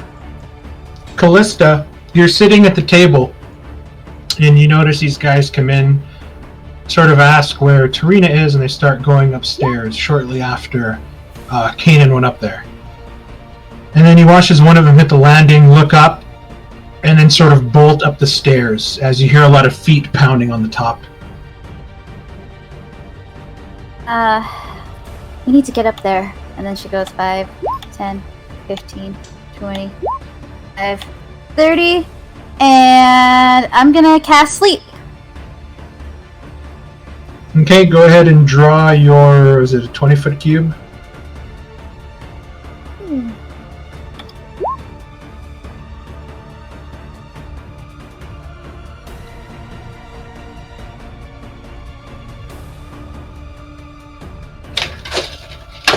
What's the range of sleep? Like, what's the... I think it's 20 feet. It's a 20-foot radius within 90 feet, so it's a 8x8 box. Okay, so you're gonna get a lot of people inside. Sorry. Oh no. Is there backfire? Which is kind of bad news. Because the two waiters are probably going to fall asleep.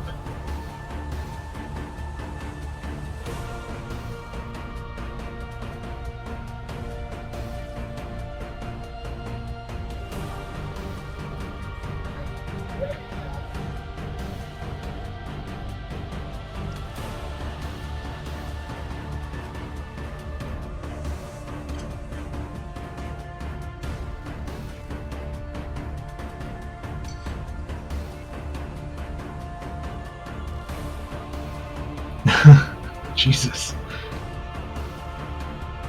How do you want this centered? Can she hit up the stairs as well? Is that what you're trying to ask? No, I'm trying to point this inside.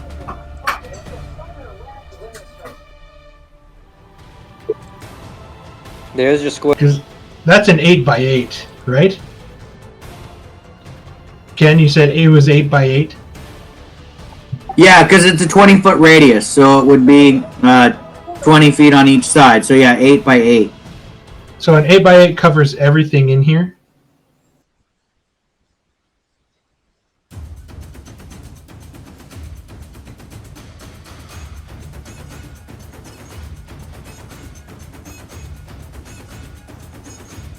We haven't used this spell in a while, so it's...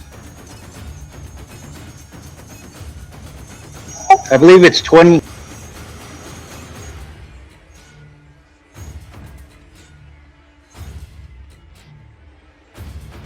Creatures within 20 feet of a point. 20 feet of a point you choose. So what point do you choose? I've got the right dimensions. Wait, with that. So it doesn't Well, I say guess the radius. closest I can get to her. It doesn't say radius. It just says 20 feet of a point. So she chooses a point, and then from 20 feet out from that point, that's who's affected. So if she's choosing the back of the stairs, it's going to get pretty much all these people over here.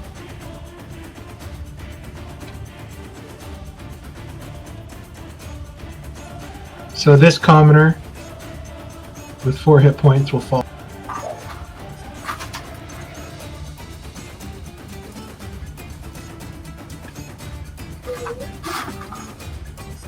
Four, 8, 12, 16,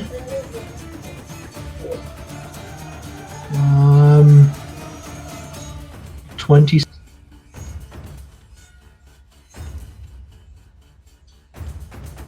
So this guy falls asleep. So all these guys fall asleep, and then you watch as Clank, the armor, noticing a magical effect, sort of hit the 2 waiters, begins to sort of stand up at attention, holding its arms out, getting ready to join the fray.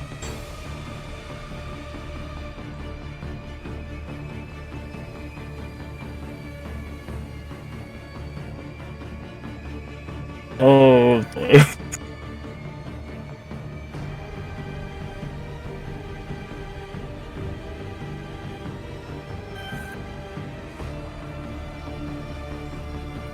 I gotta find the animated armor.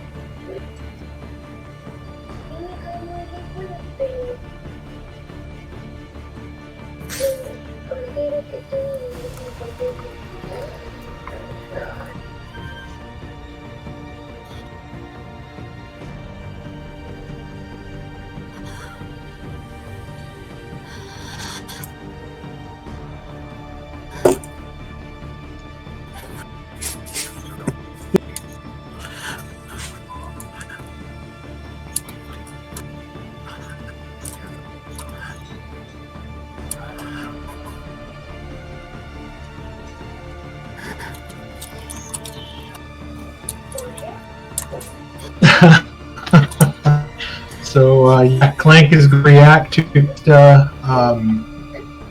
inadvertently attacking the 2 waiters. Is that the end of your turn, Callista? Let's see, I went. 10. Oh, that's all my movement.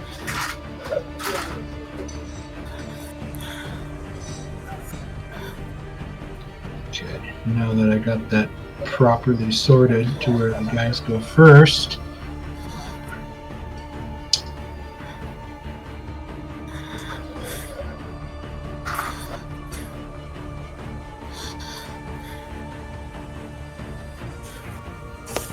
Grundak, did you want to go before or after Lifeang?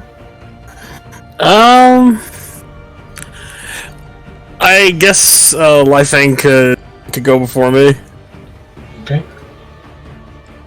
Now, Deadeye should have went, but I forgot that I resorted everything. So, he's going to pull out his scimitars, and he's going to look at you, Kanan. He's like, well, then I guess you die first. And he's going to step up, and he's going to attack you 3 times.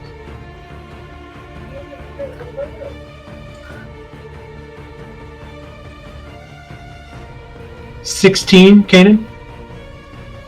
That's a hit. Take 6 points of slashing as he does a downward slash. This one's coming across your belly with a... And then as soon as it cuts across, he's going to just stab you in the side with his long stiletto. 11? I will dodge out of the way of that one. You bat that scimitar out of the way, and his dagger comes in for a 13. And that one will also miss. Okay.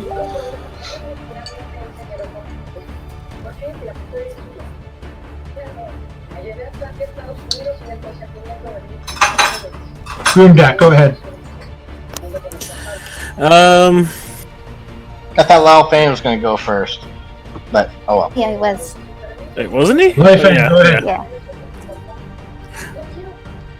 Leifang is going to. I can't hear you, Doug. Can you hear me now? Yep, now I hear you just fine. Launch another wave of his Eldritch Slash. Okay. An 8 will miss. I don't know why, but my initiative roll is not in the list. I have a 15. So Okay, go ahead and roll again and change it to a 15, and then I'll move. You gonna stay there, Doug? Yes. Grimdack. Okay, so I guess obvious that these bands are not going to be playing nice.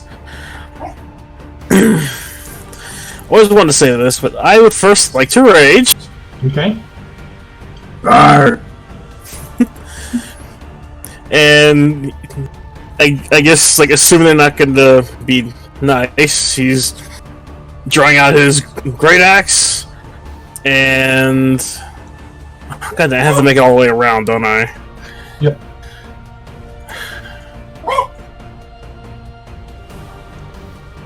God dang it! I'm not gonna be able. Could I jump over it? Sure, give me an athletics check. Oh dear. Okay. I got this. I got this. I got that. Yep. You leap over, it doesn't cost you any movement, you just sort of slide, knock your bowl of potato soup and the two drunk ales onto the ground. 10 feet to there. 10. And then 15, 20, 25, 30, and I'm going to take a swing at this bandit. Okay. Where is it? Where is it? Where is it? An 11 will miss. Tell me you do. Don't touch the ones that are sleeping. I know!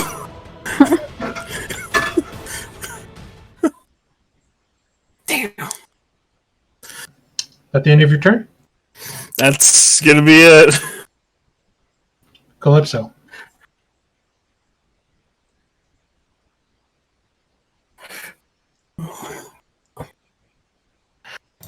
I'm going to... Wait, that one doesn't have... Okay, good, just making sure. I'm going to Sacred Flame the bandit that's right... what is it? This guy. Over 5, 10, 15, 20 feet right in front of me. Yeah. Okay. He fails. He'll take 6 points of rage. Mm-hmm. And he doesn't benefit from cover. And let's see, I moved and I'm going to stay there. Okay.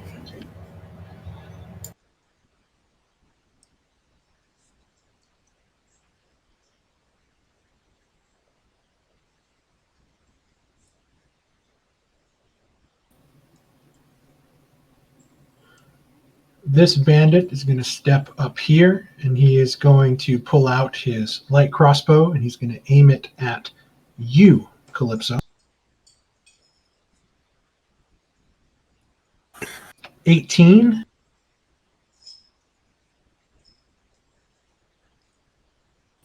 You take 9 points of piercing damage, and your AC goes down by 1 as he shoots you, and it totally destroys the armor on your chest as it sinks deep into your shoulder and pops out the other side. He starts loading up another bolt. This guy's going to retaliate, and he's going to pull out He has Scimitar, and he's going to attack you. For 7, missing. Kind of close quarters there. In really tight as he's trying to move, and you're getting the haft of your axe in the way. This guy's asleep. Better than that. Keelan. Keelan is going to stand up.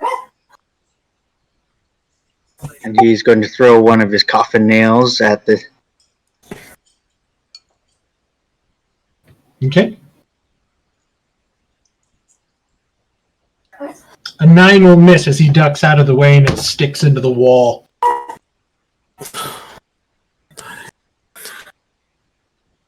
I guess we'll have to do some personal touch. I'm going to bonus action come at him with an unarmed strike. Okay. 22 will hit. So he ducks out of the way, and then when he turns back, it's just my fist. How much movement did you have left? That was 25 feet of movement. Okay, because this guy's prone on the right before the stairs here. The one that's asleep, and then there's the banister for the stairs. Right here. So you would have had to go over his body to get to the steps. Would that have mattered? So it'd be...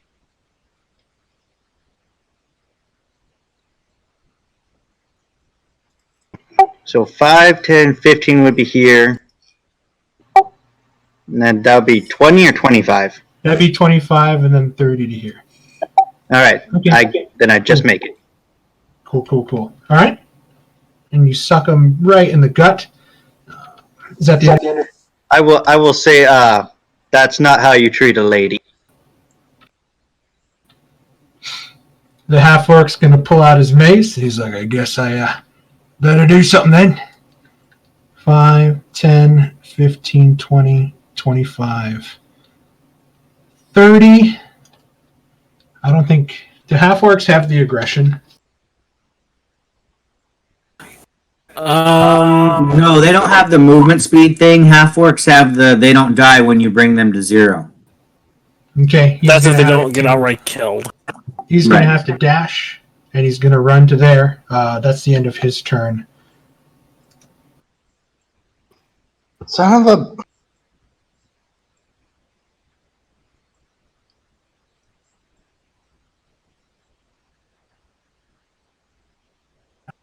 I can't hear you, Sally, if you're talking. I mutter, son of a bitch.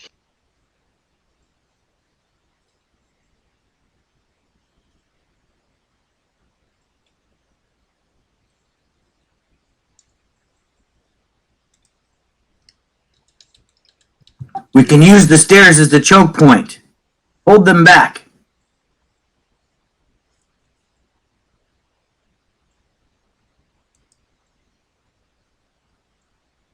Okay. If you need a job done, you gotta do it yourself. And I hold out my hands. How much movement was that? That was 25 feet. And here. You're on difficult terrain there. You also went diagonally across a table. Can I do that or no? Okay. Yeah, I would think you got to go around the table. Okay. Well, my whole strategy was shot because of Wall's idiotic being a stupid fucking half orc. I'm gonna attack Deadeye with a firebolt. Okay. You could get to this space with 30 feet of movement. My whole Wall ruined everything. Okay. Yeah, that's how I would have moved to get to that space. It would... Yeah. Anyway, Okay. Wall ruined 23 everything. hits. Who are you fighting? Deadeye. Okay. Okay, you gonna stay there? Yes. Okay.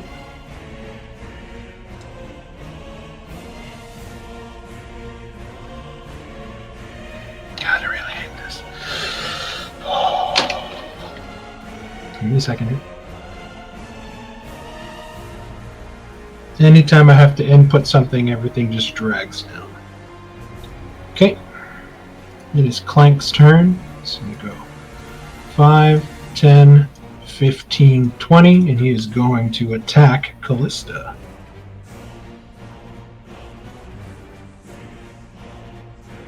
First attack against Callista. 7. Second attack against Callista. 22. Take 8 points of bludgeoning damage.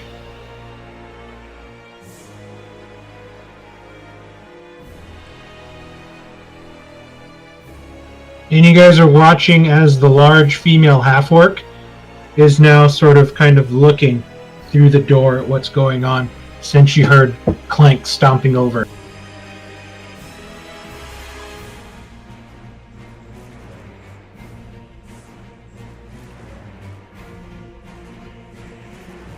Five, 10. Is that the right guy?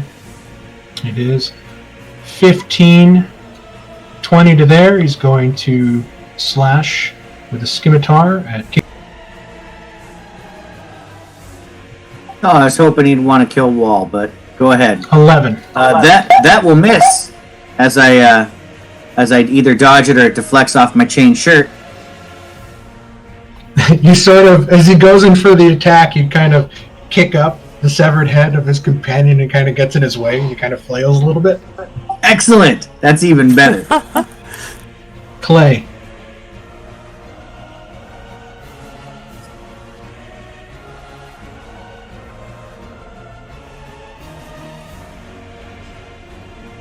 Clay looks around and sees Bandit. His green eye turns red and he's in mode. Then he sees Calypso down and it switches back to green and says,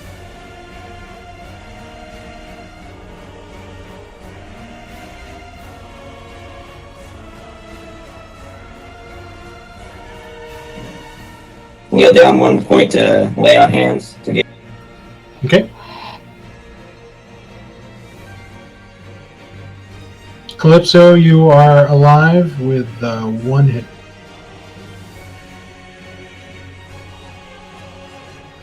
I forgot you were a paladin. Describe your lay on hands. How does it work with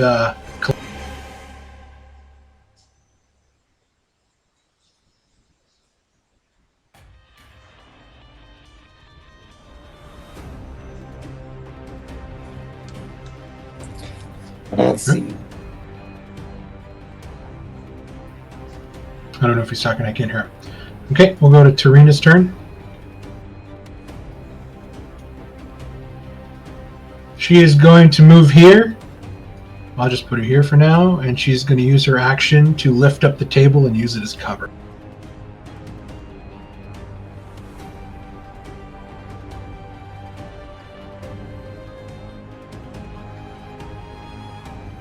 That's the end of her turn. This bandit. Which one is he?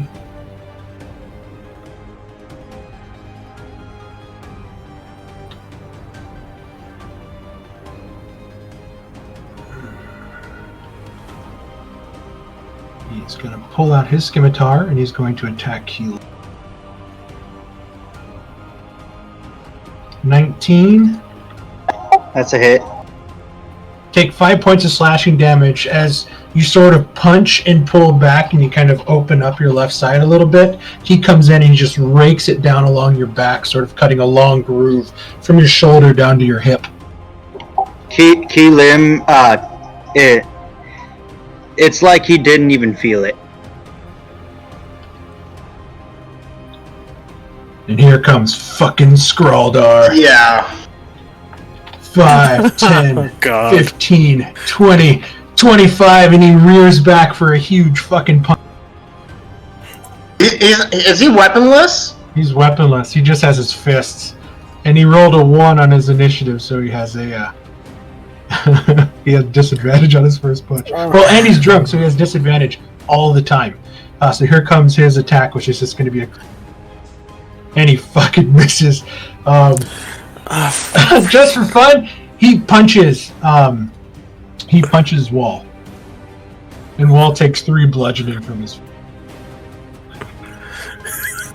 And he's like, "Oh, I'm sorry, mate. I slipped. I got him though." And he's sort of like getting ready to go. And it's who was that? I have an inner ear imbalance. God damn it! Come on.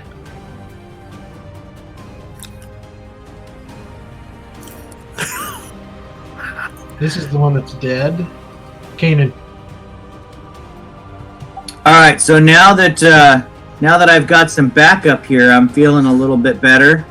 I am going to use my action to disengage as I defend with my battle axe, because I'm going to go into hunter mode, and I will move away while disengaging.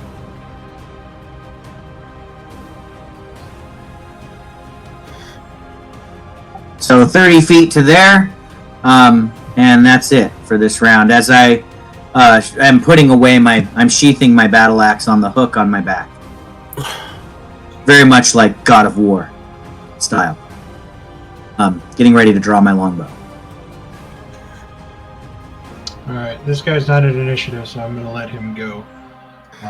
He's going to step here, he's going to pull out his crossbow, and he is going to shoot at Lifeang. Crit on Lifeang. Ouch. Ooh, goddamn. So this is 8 plus 9 for a whopping total of 17. And your AC drops by 1. Yep. Hey, Doug, it ain't your birthday, apparently. Sorry.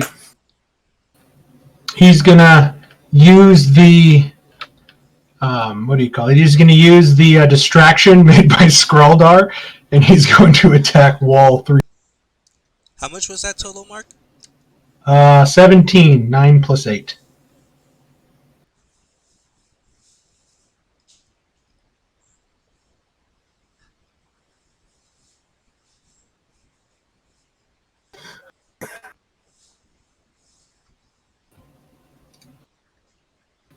That's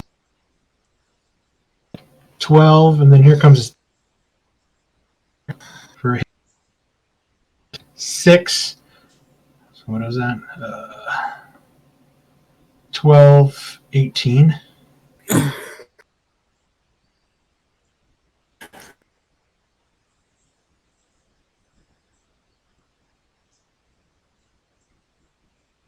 And yeah, Wall's not having a good time. He just got fucked up. Is he still alive? He's still alive. It's just every time I need to input numbers, my computer slogs down for some reason on this website, and it's just Firefox.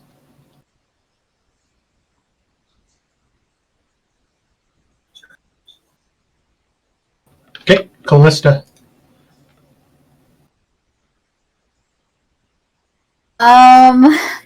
I'm going to disengage and go 5, 10, 20.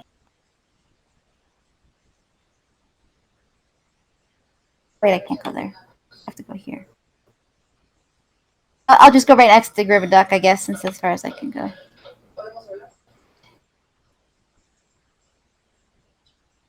And I guess I have a bonus action.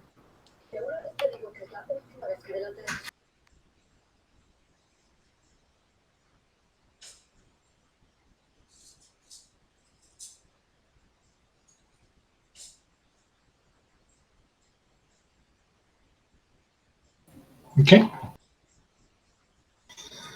I need a death saving throw, Lifeang.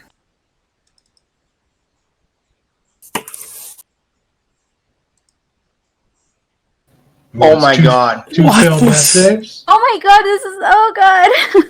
We just We're all gonna started. die. Room deck.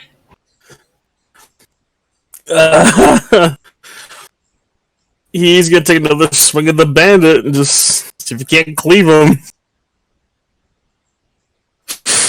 boy. So again, we just started too. This. I can save Lai Fang. I'm a hunter from the woods. I've got a healer's kit on my character. I'll run over there and use a healer's kit. That doesn't even require a medicine check. That automatically stabilizes. So you didn't do damage, correct, on your last turn. You didn't take damage because he missed, so your rage has faded. Did you want a bonus action rage again? Did he make an? He didn't make an attack. He made an attack, but he didn't. But it missed. That doesn't matter. If you attack or take damage, your rage continues. Okay, cool. You don't have to, I thought it was the other way. Okay. No, you just have to actually swing something to keep your rage going. Yeah, just the fact that you're actually taking part in combat. Are you staying there? Yeah. You stay right here. If you disengage and move away and then don't take damage, then your rage would subside. Calypso, you are prone on the ground.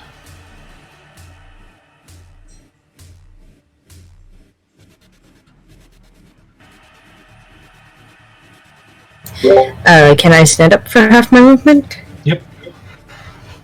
Yes, I'm gonna stand up for half my movement. And home.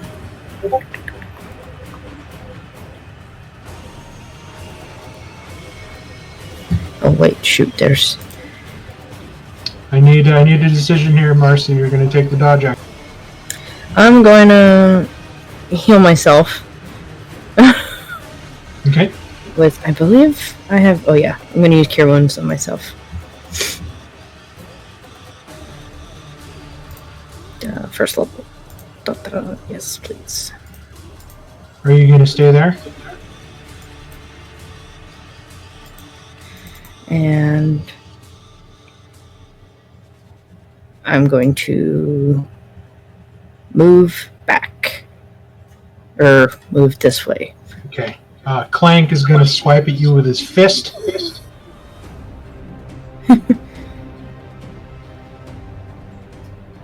And oh yeah. Oh wait. This is non-lethal damage. So you're going to take 6 plus 7, 13. No. 8 plus 7. You're going to take 15 points of damage as he punches you non-lethally to try to subdue you as you came in with Callista and everybody else. Okay. You are here, prone on the ground unconscious.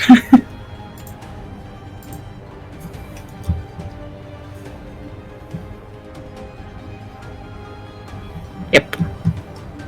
This bandit is going to drop his crossbow. He's going to pull out a scimitar. He's going to attack left. 22. 5 points of slashing.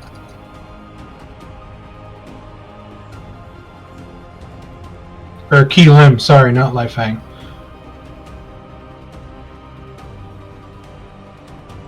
I'm down. And he kicks you down the stairs.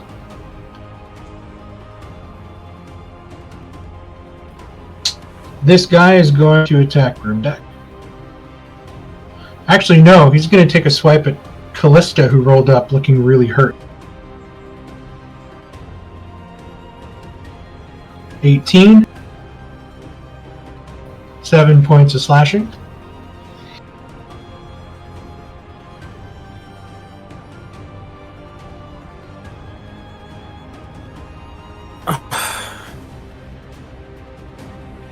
This bandit is asleep.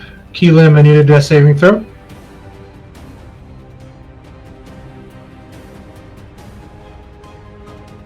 Okay, it's one failed. Wall is going to try to attack Deadeye twice with his mace.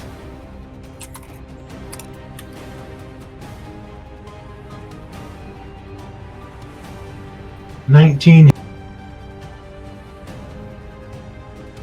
14, I think, just misses.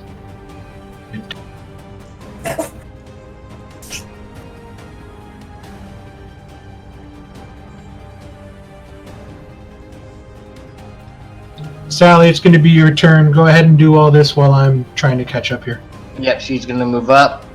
10, 15, 20. Going to stretch out her hands and say, burn in hellfire.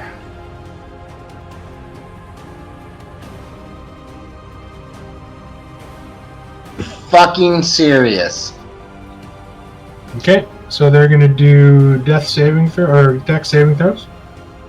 So I'll do Two the fucking ones and a 2. This is great, though. You want to know why? Okay, here comes the 2 bandits. First guy up top, and then the dude. He succeeds. He fails. And then here comes Deadeye.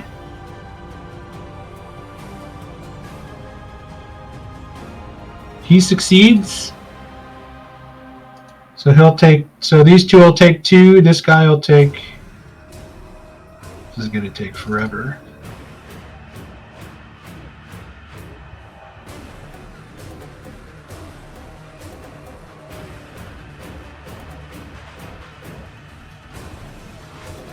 God, that's bullshit, but that's the way how the dice roll.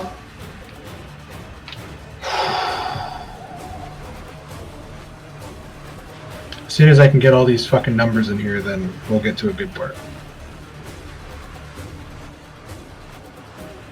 I was hoping to take out the 2 bandits, but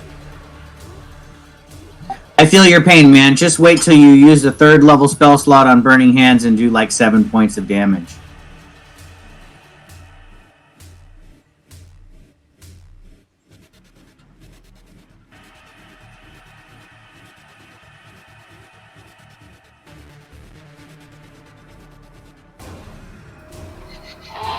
Sorry, this is taking a bit here, guys. I am going to move back. That was 20. That was really impressive, noble woman. It's almost as if you threw a match at them. And in the spirit of that, as you begin to back up, you watch as the wooden walls of this inn catch on fire and start to burn. You idiot! You fool! The Elf Song Tavern is too important to burn. Now we have to spend our time putting your dumb fire out.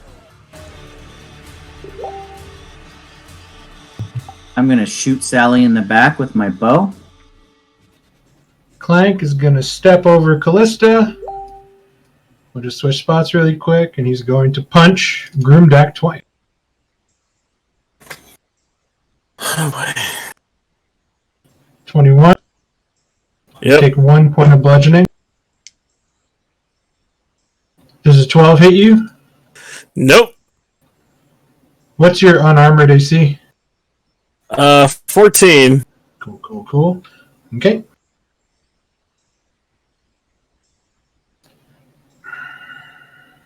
This bandit's going to charge at Sally. Scimitar raised. The wall's going to take an attack of opportunity. Hitting with a 20. Doing 5 points of bludgeoning. He's still up. And he's going to make an attack. 6, missing. As you sort of step back out of the way and it hits the table.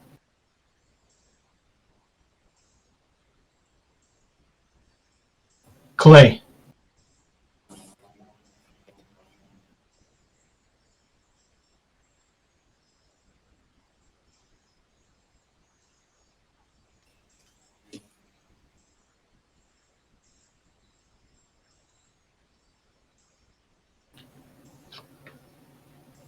Okay, lay on hands again. Calypso, you are back up.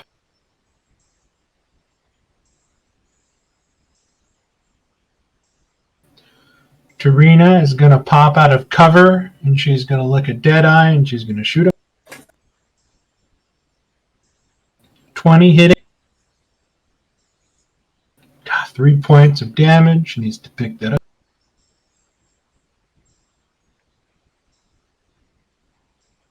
Deadeye looks like he's fresh and still ready to go.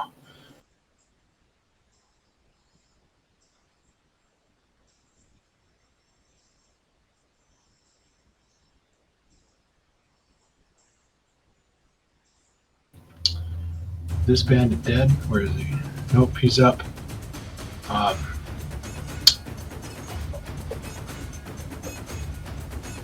Seeing that the animated armor is doing most of the work down here, he is going to move up the stairs. 5, 10, 15, 20, 25 to here, and he's going to attack Wall. Missing with a 7. The half-orc is just starting to go wild. He's right here. Oh, I see. Scrawldar. He's going to move up. I got him, Wall! And he's going to throw his arms around Deadeye, and he's going to try to grapple him. If he succeeds... So here comes his... 13.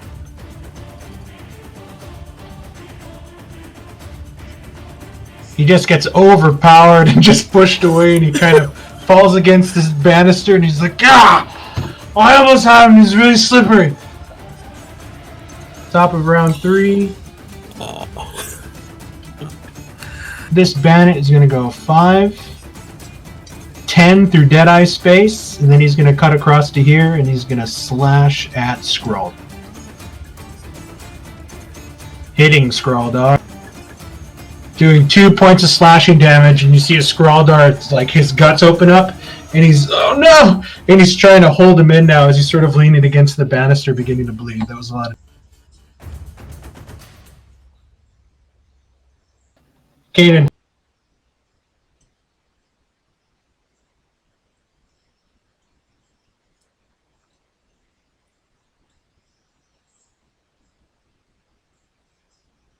Thank you. Sorry, I had to hand off an ice cream bowl. It was going to spill. Okay, so it's my turn. I am going to run through these tables, dropping to the floor next to Lai Feng, pulling my healer's kit out of my pocket, and trying to wrap up some of his wounds to stabilize him from dying.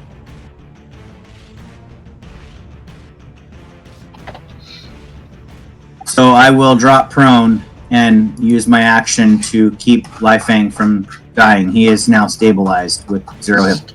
Stuffing some clean linens into the wounds and trying to get him going. You do hear his breathing sort of settle down a little bit as you're able to stop just the hemorrhaging out from his bolt wound. He is stable.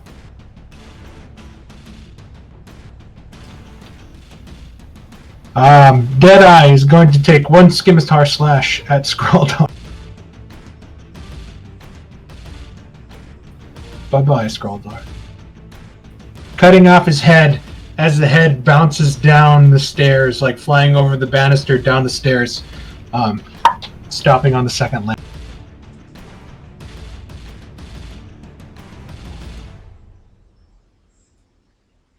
Skrull is dead. And then he's going to make 1 attack at Wall, followed by hitting for 6. Missing with a 10. Wall is pinned down by 3 attackers, and he doesn't look like he's in really good shape. He's bleeding out. Callista, I need a death saving throw, please. That's 1 failed.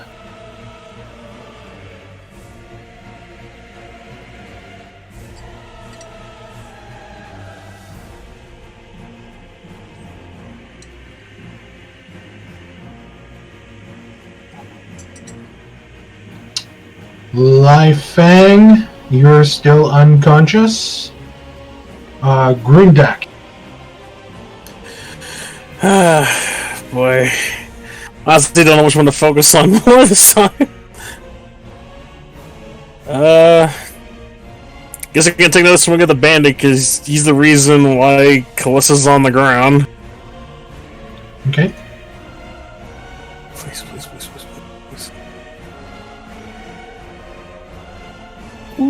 Ooh. Okay, go ahead and roll some damage. That definitely hit. Alright, and I think this is as a +2 because of the rage? Yes. Oh, he's dead.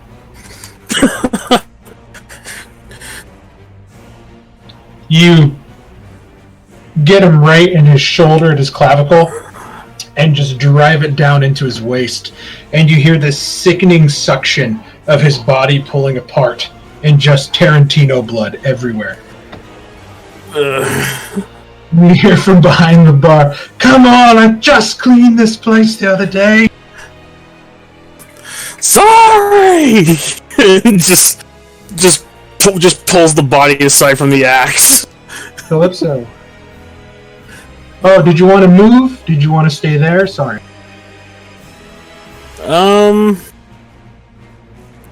I think I'm just gonna stay there for now because I'm pretty sure that armor is gonna hit me if I move.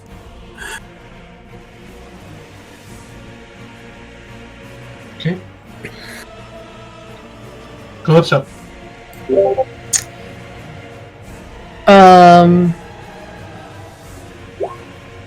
know what? I'm gonna do something that might be a little stupid. She is going to heal herself, but she's just gonna lay there for a minute on the ground. Oh, alright. Because she's kind of like, if I get up, I'm probably gonna get smashed in the face again. So she's gonna heal herself. Laying down, they have Okay, Yep. so you have no more spell slots to heal. Mhm. I also had a question. The cure wounds that I'm using is part of my domain spell. Does that? How does that counts against your spell slots? It doesn't count against spells you can prepare. Okay. Ooh. That's what I wanted to clarify. Thank you. So you use 2 cure wounds. Yep. So that's all your spell slots for the day.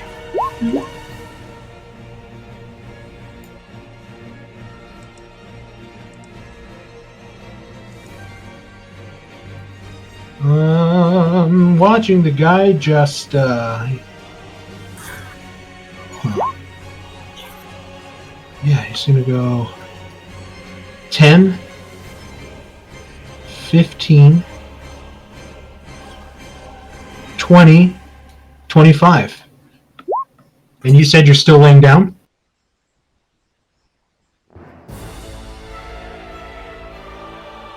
So I'll have advantage. 15, does the 15 hit you, Marcy? No. Does not. Okay, even with the -1 to your AC? Yep. Okay, what's your AC now? It's a 16 now. Okay, this guy's dead. This guy's asleep. Key limb. I need a death saving. It's 1 success.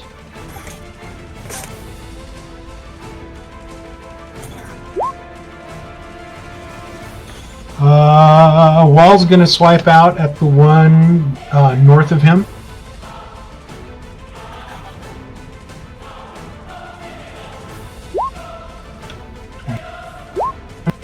Killing him. And he's gonna try to take a swipe at the one south of him.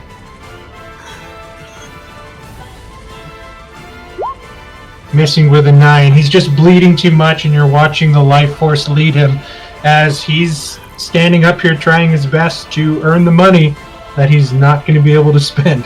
Sally.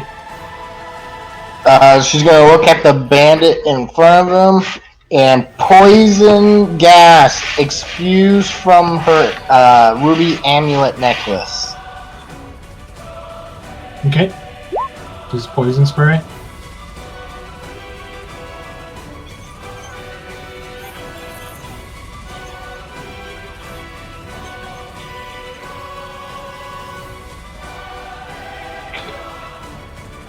That doesn't make cause.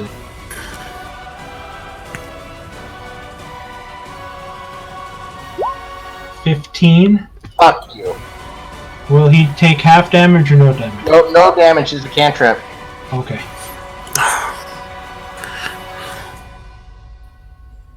Clank is gonna punch Groomdeck.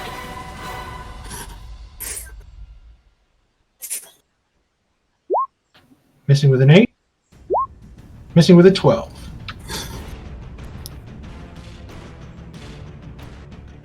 This bandit's going to attack Sally. As he sort of held his breath against the poison, and he's going to slash out. 16. Shield. Okay. He goes in, aiming for your neck, and then his sword rebounds off as you're surrounded by a magical aura. Clay. Entering combat mode, I switch to red. But I'm going to use my action to doff my shield. Okay.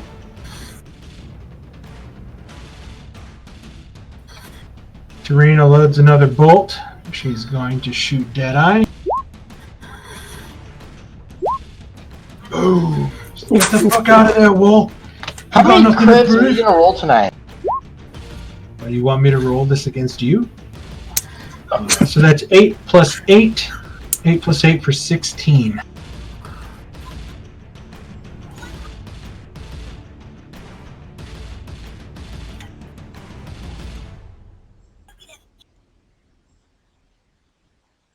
Waiting for the calculation to effect.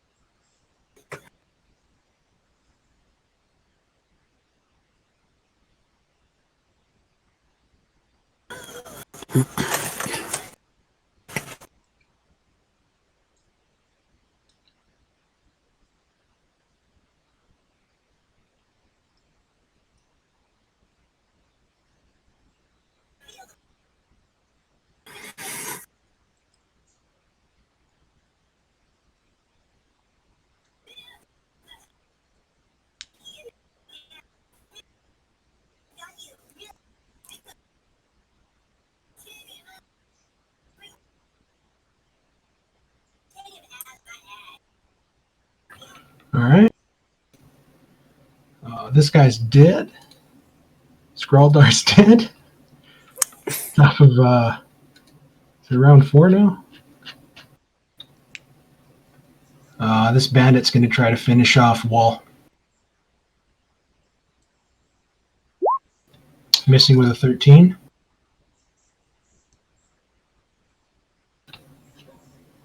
Kanan. Alright, I'm going to try to save Wall if I can while protecting Lai Fang. I will use half my movement to stand up, and taking aim with my longbow, I will shoot this guy right here. Okay. 15 will hit.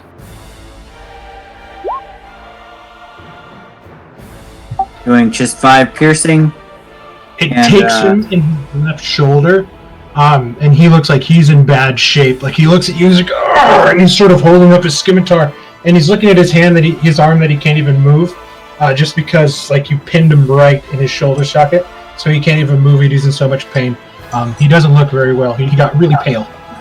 And then using my bonus action,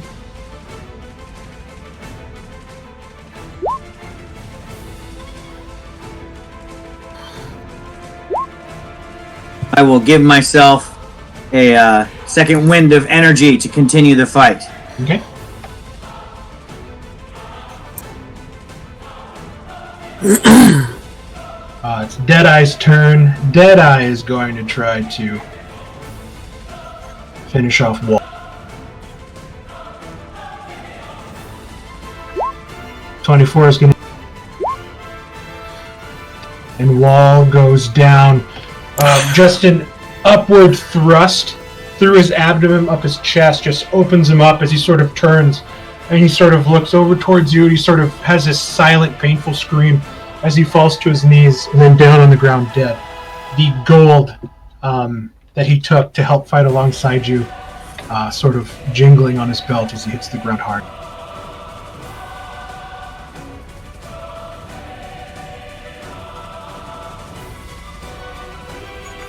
I tried to save him. And then he's going to go 5, 10, 15, 20. God dang it, I was hoping he'd go after Sally. She's the one who burns down the frickin' tavern, but... Sally's covered, and you're starting to hear screams now from inside the room.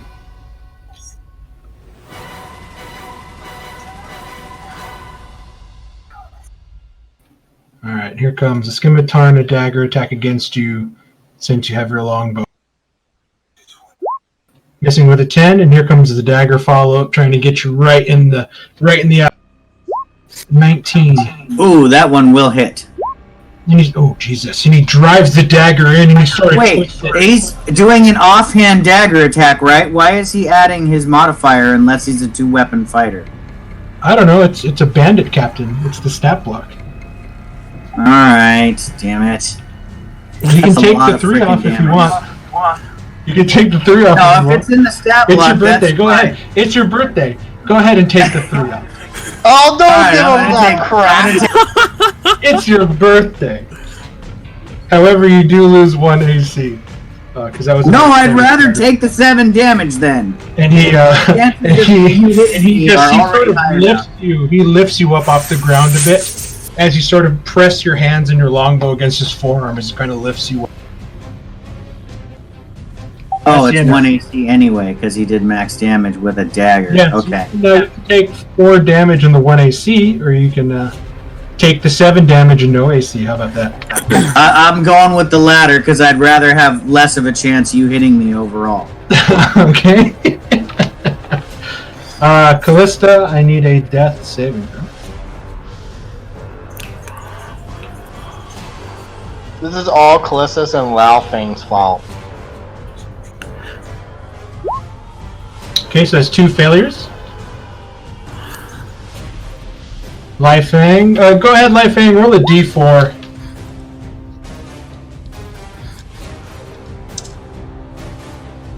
Okay, so you have an hour before you return to full consciousness.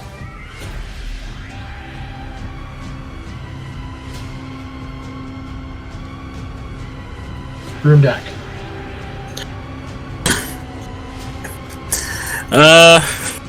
I'm going to yell at Alan up there at the bar.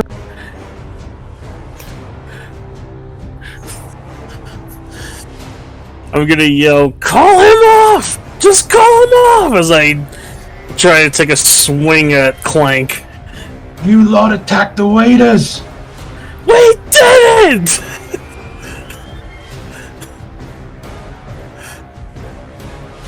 Give me a persuasion check. Persuasion. I can do that. Oh, come on! Okay, what are you gonna do? I'm going to try to, literally knock the block off of this animated.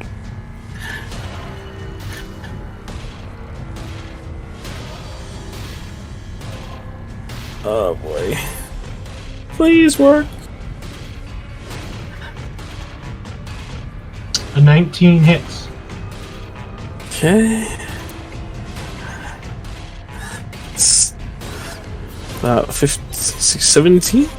Yeah. And you hear the screeching of metal as you sort of destroy one of the shoulder plates, knocking its AC down by 1. And at the sound of that, you hear the door beginning to squeeze open as the half-ogre from outside now, hearing the attack on Clank, is going to start to come inside. Great. Is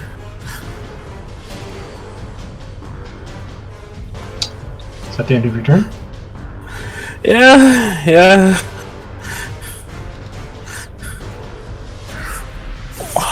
Calypso. Alright, she mutters bitterly. She's going to stand up for half her movement. And she's going to smack the guy that was trying to kill her. Okay. With her mace.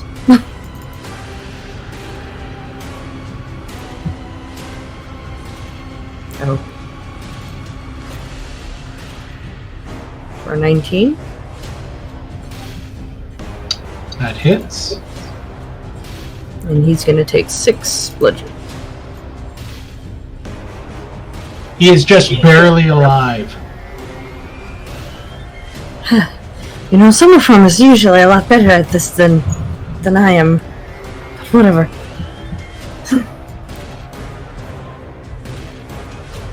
She's gonna stay right there. Okay. He's gonna retaliate. 17. Doing 2 points of slashing damage. He's asleep. Keelim, I need a death saving throw. Okay, 2 successes, 1 failure. Sally? Again, poison gas comes out of the pendant. Fuck me! Just fuck me! No, thank you. Okay. Clank is going to punch Grimdeck.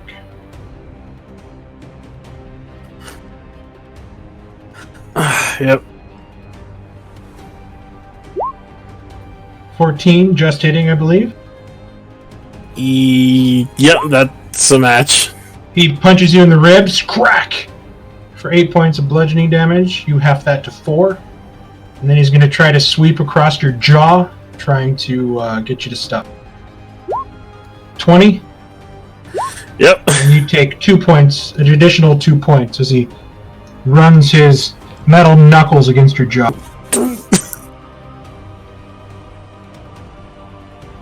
This guy is going to attack Sally. 10. Miss. Clay. What?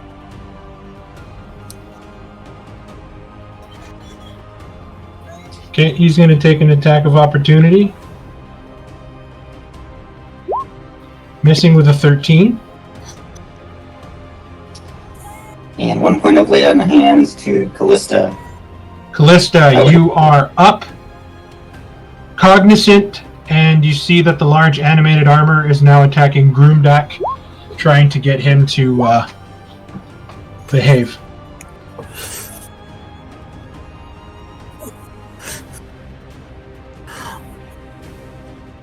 Is that the end of your turn, Brad?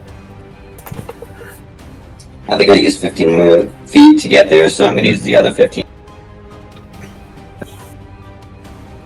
But yes, that is... Okay. Tarina is going to load up her bolt. She's going to look right at Deadeye and try to do a little bit more damage. Hitting with an 18. Yes, thank God. Doing 8 points of piercing. Picking up the damage now that she's sort of panicking the closer he's getting. I'm so happy for her help.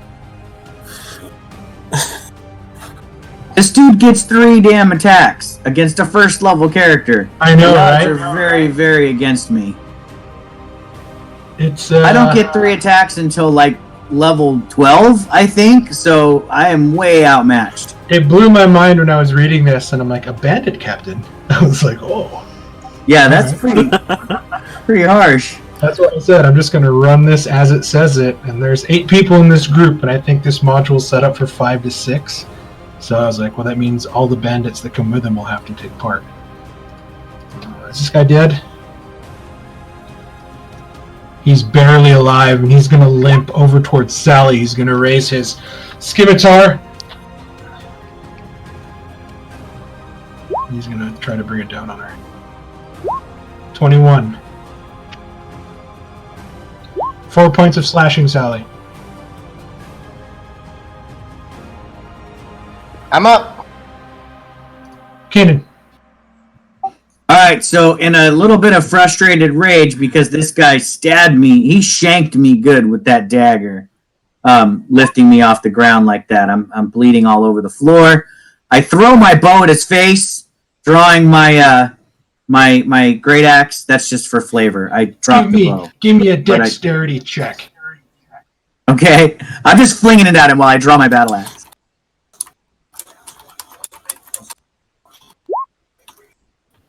Good enough. You hit him in his bad eye, and his head flies backwards. You have advantage on this attack. Sweet! I Happy love my birthday. birthday. No, in this situation right now, just use it. Just use it. 19 hits! Ooh, that was almost max damage. But I'll do that 11 damage with my battle axe. He's not looking too good. He's bleeding profusely. You just kind of got him right in his chest. And you watch as he reaches up with his dagger hand, and he begins to push the axe blade out, and he's looking at you, and he looks furious. It's okay if you surrender. You should have gone for that. I accept your surrender. Should I be a dick? Be a dick! Just to spite you, as he watched you help Lifang, he is going to take a swing at Lifang first with advantage. Oh my god, he's Hitting with an 18, you're now bleeding out, Doug. Yeah. So you're now making death saving throws, and now he's going to take a scimitar and he's going to attack you. Is it 2 fit? He was at 0. He wasn't dying. Is he still at 2? He's stable. He took damage, so now he's making death saves. It's considered a crit if you're attacked while you're unconscious. Oh, but he was stable. You're saying he was. But he's stable. So it's as if he had 1 hit point, but not. You're right. You're right. So that's why I did it. So he still has three death saves to make. Otherwise, there's no way I would have did that. Yep, that would have been a dick plus move. I just would have quit and be like, all right, I'm done. I can't do this anymore. Meanwhile, this place is burning to the ground. You hear very shrill shrieks and screams as the woman who went into this room earlier now is trapped by the flames, which are starting to consume the stairs. Those of you downstairs, you're seeing the smoke, and you're feeling the heat, and you're seeing that the stairs are on fire, while Keelim is on the stairs, laying there unconscious.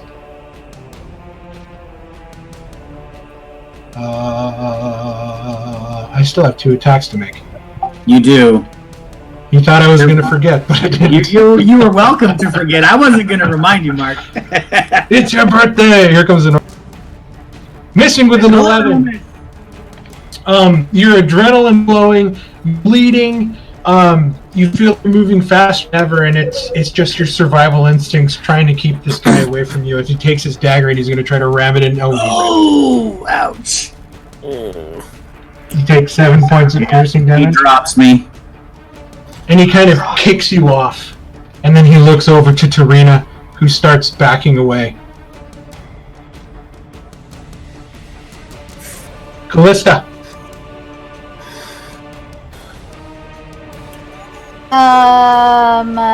I get up for half my movement and I disengage, so I go. Callista, give me a 15 right here, right behind Clay. Protect me. Stay where you were at. Yeah, go back to where you were and Sorry, right here. give me a insight check.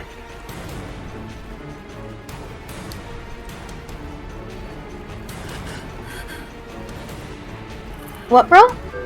Give me an insight check. 10 or higher. This is a common sense. Insight? Okay. Insight. Okay.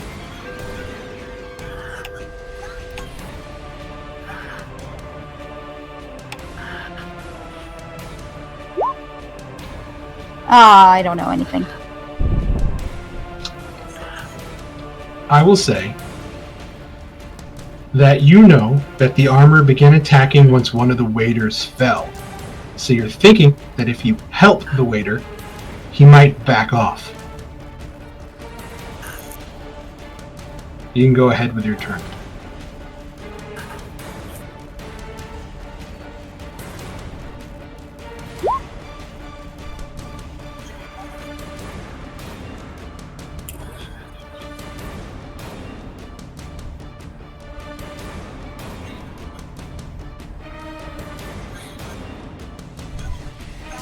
Carla either. Hello? I hear you. Did you hear what I said?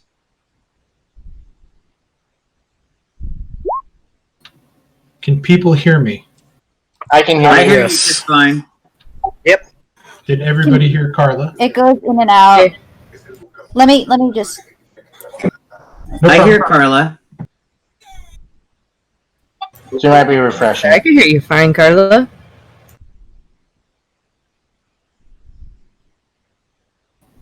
Lifeang, go ahead and make a death saving throw for me. Okie doke. Okay, that's one failed. Jesus, 1 and a 2.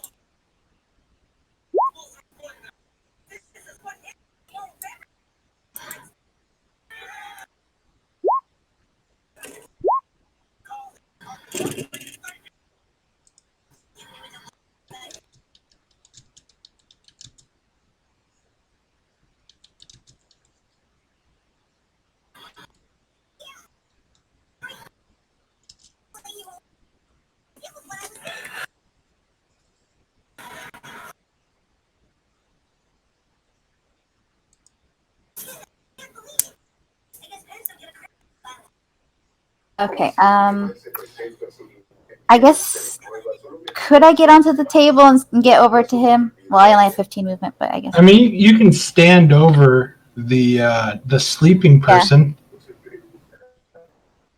Okay. Alright, I'm gonna stand over them, and then I'm gonna shake him awake. Wake up! Okay, so using your action to wake up, Ymir sort of groggily wakes up. Go ahead and give me just a general persuasion check. Okay, please call him off. I didn't mean to put you to sleep. It was the only way I could stop the bandits. Or these ruffians. Oh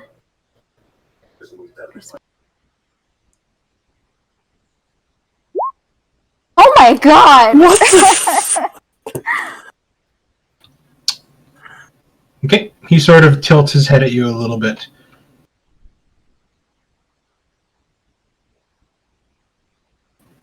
Did you want to do anything with the bonus action or anything like that? I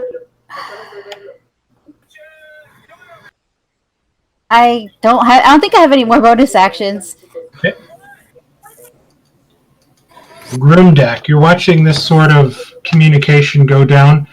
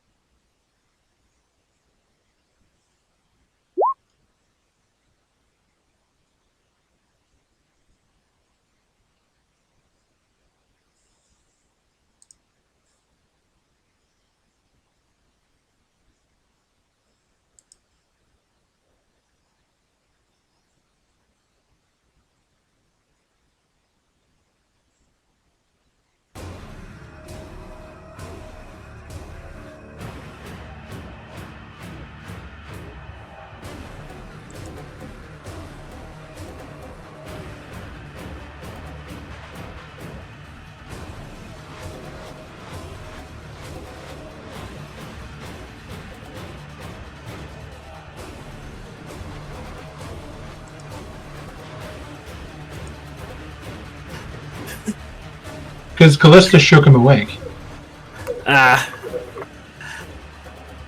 Well,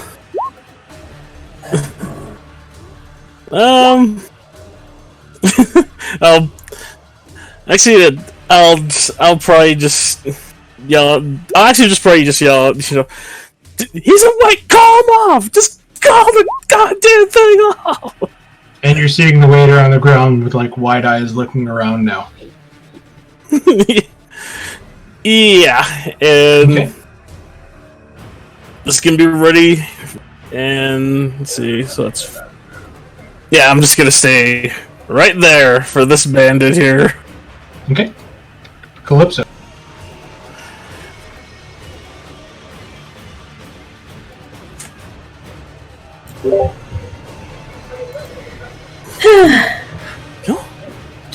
Still a little exasperated. She's just going to be like, ugh, leave me alone. And she is going to smack the bandit in front of her again.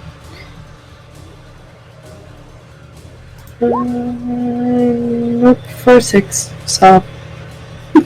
Okay. Wait, That's gonna miss. Ignore the. Yeah.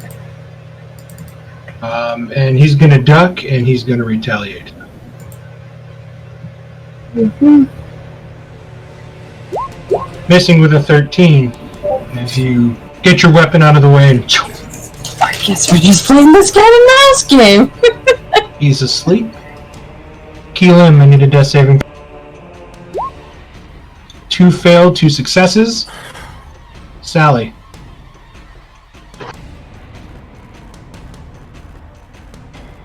I see the situation that we're in. I call out to Deadeye. How much does she owe you?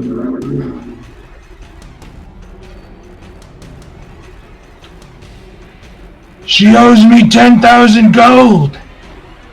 And another ship! You lost your chance to talk when your boy shot me in the face. Now it's time for you to pay. And pay I shall. I am the wife of a wealthy noble family. Spare us. We've lost men. You lost men, and I shall pay off your debt. First, I deal with Rhonda. I need her. Make a persuasion check.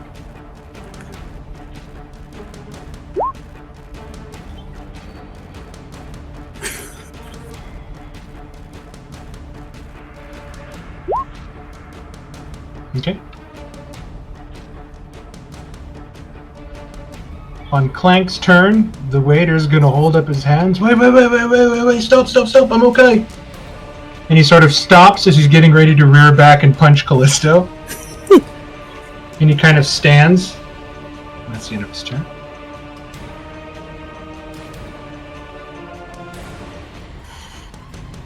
This bandit is gonna swing at Sally with the butt end of his scimitar, doing non-lethal damage.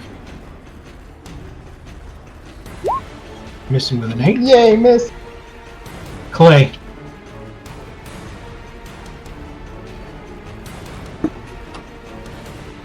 Point of healing to. I'll take that guy's. Okay, standing over the dead bandit. That guy is going to try to make an attack of missing with an 8. Keelim, you are conscious with 1 hit point.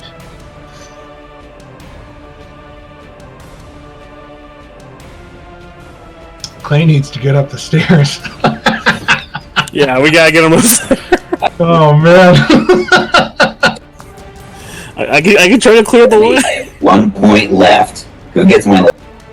Oh man, Tarina is just gonna try to attack Deadeye.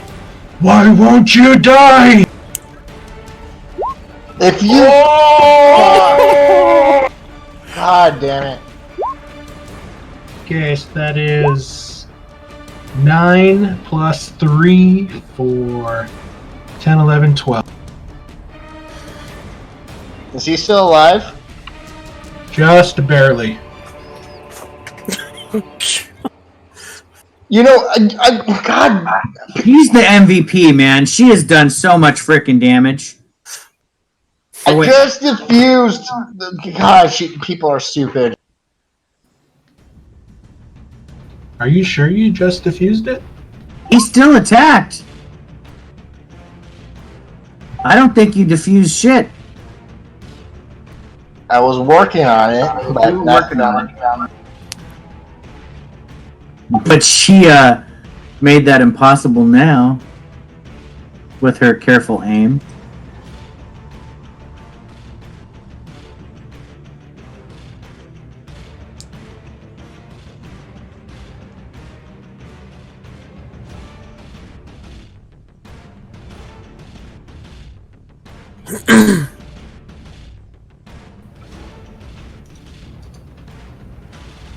This bandit is going to attack Sally, try to knock her unconscious, because she declared to a bunch of thieving pirates that she's married to one of the wealthiest people in Baldur's Gate.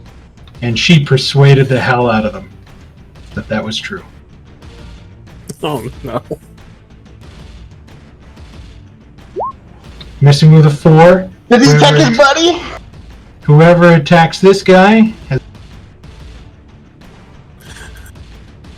Which is literally just Sally and this girl over here. Because everybody Kaden, else in the room is saving throw. dead. Roll a crit. Roll a crit. This one failed.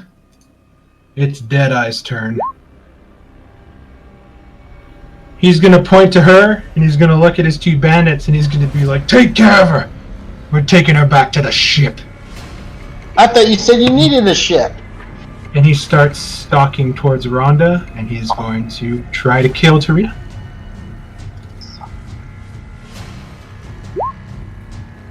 I believe that hits her. She has a 12. She has a 12. Is she still alive? Ooh, he missed with that one. And here comes his dagger. And she's still alive. She only has 1 hit point. And that hit her. And he just jams the dagger into her throat. Give me a perception check, Sally, as you turn around and see this happen.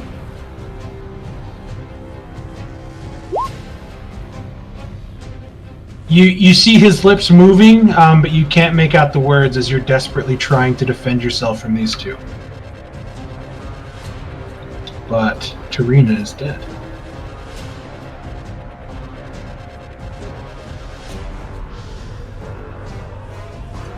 Callista. Clank is sort of settled back into the wall. What do you? Thank goodness. I'm gonna stab at him with my rapier. I only have 1 hit point, but let's see if I can kill him.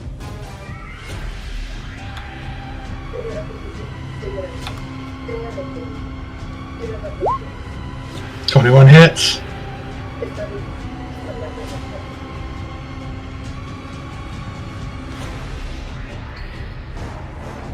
Go ahead, roll damage.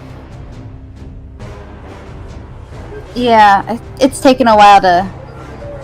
Let's try again.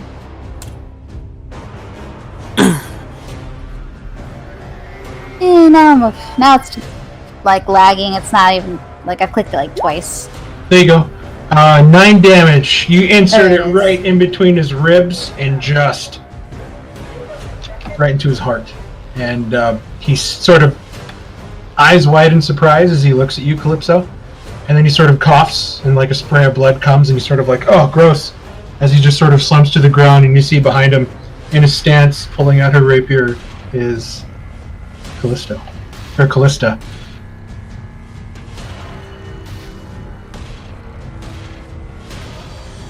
Lai Fang, death saving throw, please. Oh, sorry. Sorry, Carla. What would you like to do? Is there anything else you want to do on your...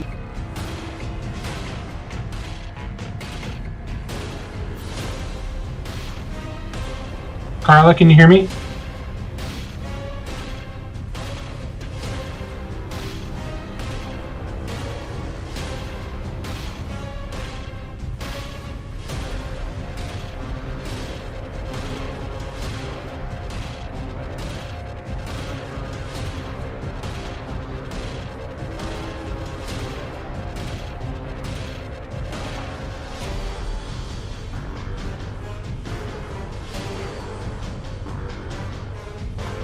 Okay.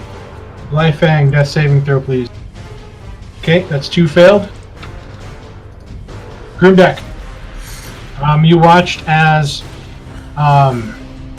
Callista dispatched the last standing bandit. You see that Clay is standing over one bandit who's still asleep on the ground.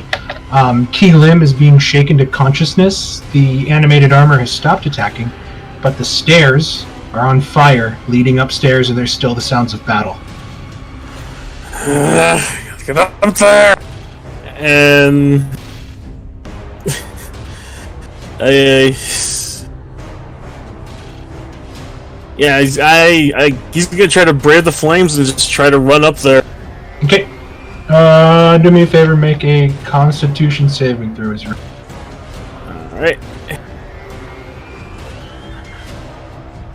Okay. You're going to take 2 points of fire damage as you just sort of hunker down and run up the stairs. 5, 10, 15, 20. Oh, stop, hold on. 25, 30 to there. That gets you on the right side of the map, just at the top of the stairs. You can see that you see a dwarven woman being held aloft by a dagger to her throat as this large pirate that you saw walked in sort of has her down. You look over the banister and you see Lai Fang and Kanan unconscious on the ground. And you see that Sally is being attacked by 2 of the other bandits. Crap. How are they gonna be able to cover the distance? You can dash over. Yeah, why not? Do I see the half-orc come up the stairs? Yeah, you can see like his head and shoulders peeking over the banister now as he's running up.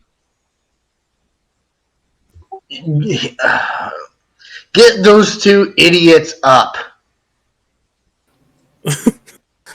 I can't do anything. You need to move, otherwise I'm going to make you roll fire damage again because you're standing on the burning stairs. Yeah, I'm gonna dash. Okay. To right there. Okay. Calypso.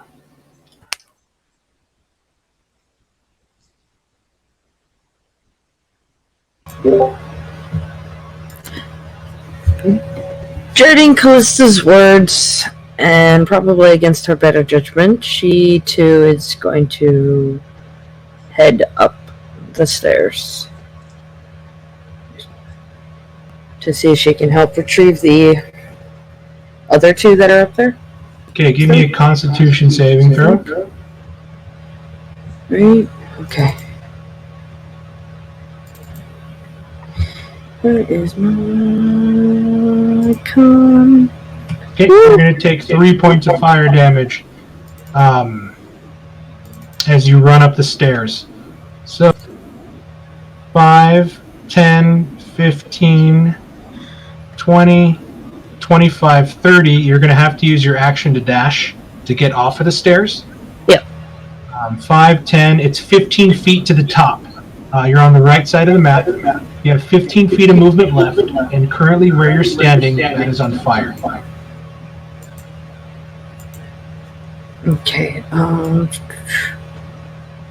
okay, well, she used her action already in her movement, right?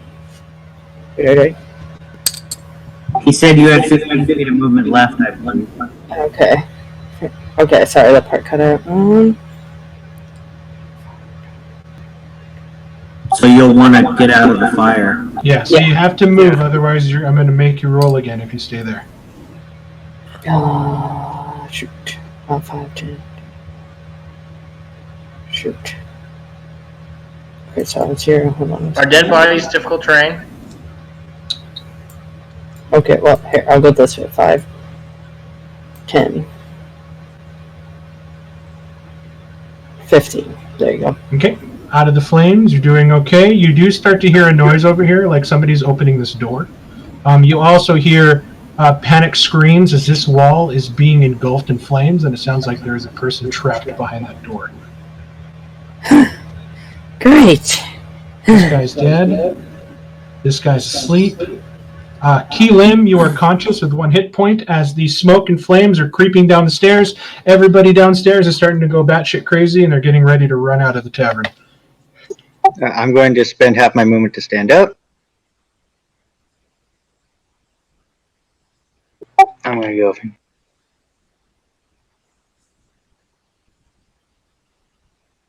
go. I can get to there, I believe. Yep. And I'd like to. I will point to Alan, and I'll say, if you don't want your tavern to go up in flames, I suggest you get this. And I'm going to point at Clank, and I'll say, get this thing. Start hauling some water in here. Everything was fine until your group came in.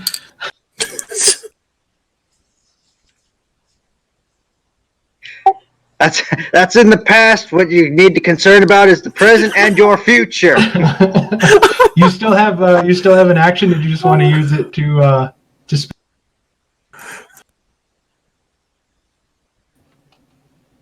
You can try to intimidate. You can try to persuade him to move faster. You can use your action for something else. What would you like? I'm going to just dash, and I will go up right to him, and it's like, what matters is what's happening right now. Now, you want help? You can. Now, we can give you some help, or we can just leave. That's up to you. He's just trying. Tavern! They're burning down my tavern. Okay. Go ahead and just give me a persuasion check. I will also subtly puff out my chest so we can see the flaming fist insignia. Persuasion or intimidation, you choose. Well, it's the same, so I'll just intimidate. Why not? Okay.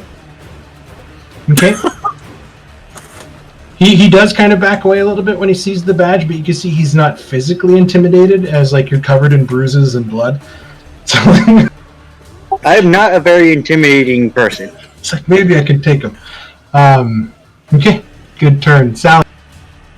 Okay, I know I'm gonna take the disadvantage. I told Dead I need her alive. He killed her, so I'm gonna attempt to kill him. I'm gonna do a firebolt at him. Okay.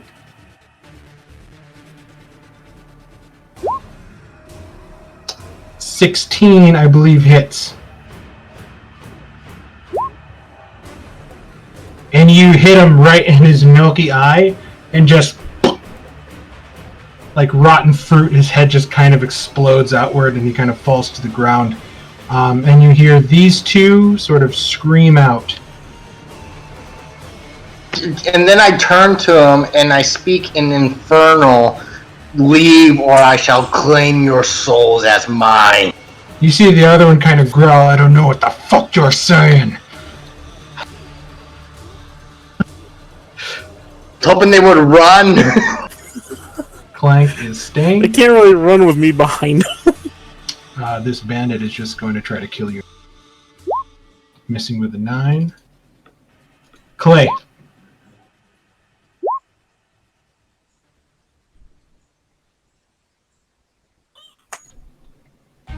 Okay, give me a Constitution saving throw. I'm going to move you to the other map.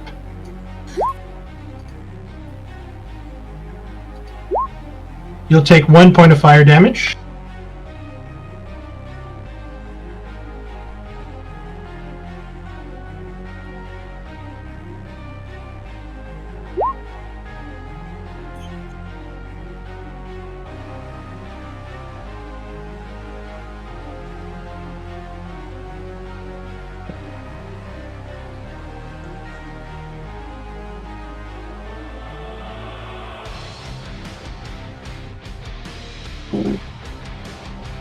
To there.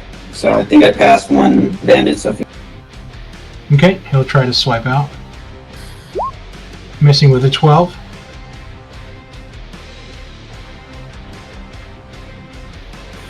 Tarina is dead.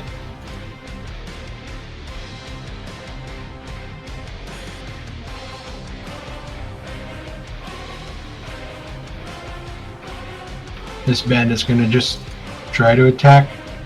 He killed his boss. Missing with a 10. Oh man. My eyes are glowing. Sally is tanking this fight. The door down here busts open, and the druid steps out. Looking at the flames, she's going to move over here, and she's just going to start casting frost and water from her hands, trying to put the fire out. Kanan, death saving throw, please.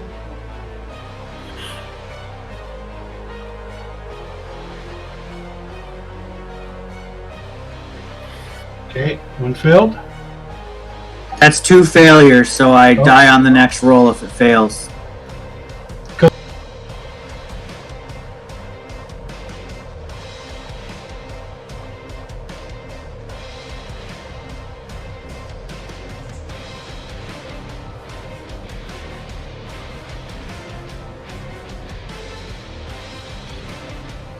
I'm gonna pour down my healing potion down my throat. Okay. Roll 2d4 plus 2.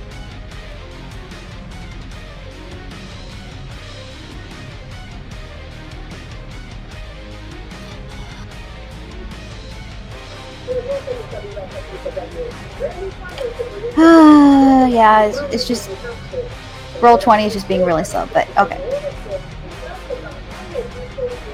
Okay, give yourself 5 points of healing. Are you going to stay downstairs?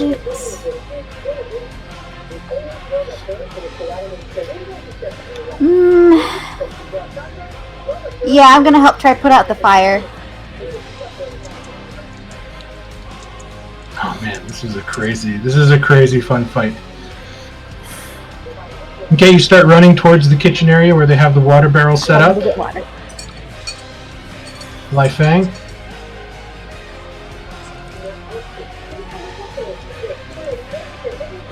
Oh shit! How did you roll under a 5 each time?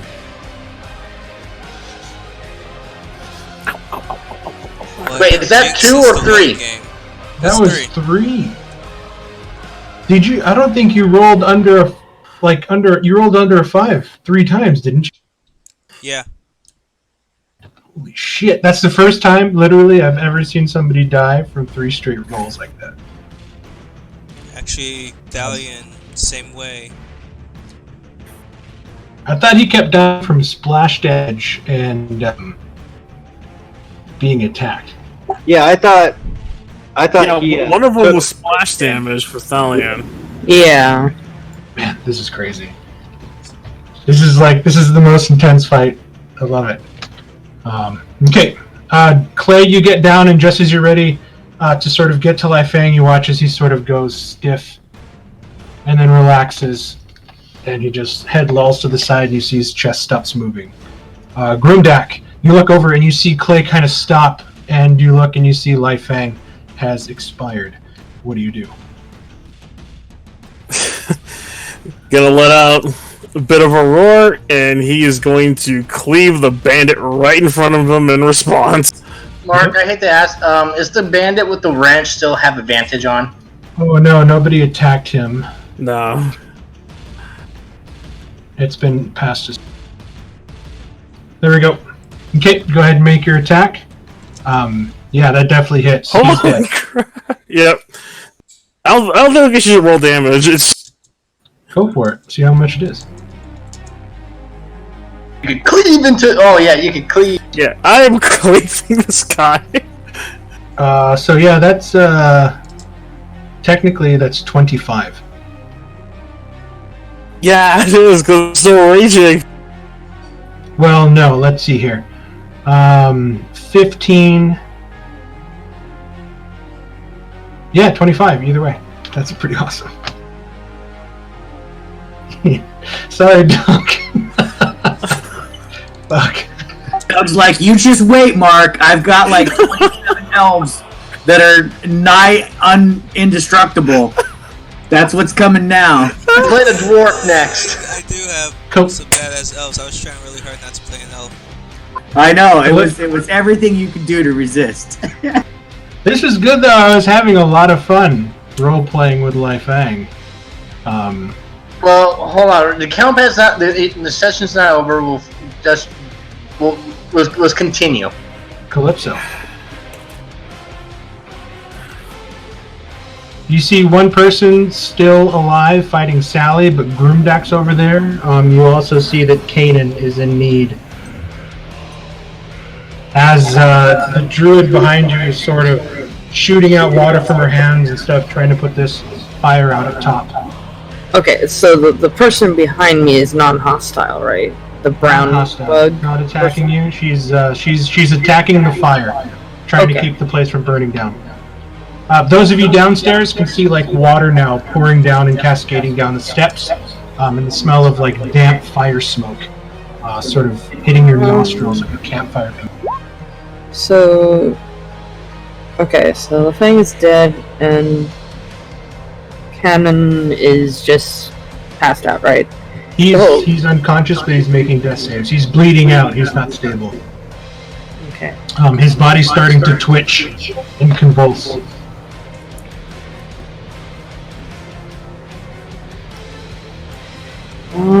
Shoot. And then this bandit is still attacking Sally, right? Yes, but Groomdack's over there.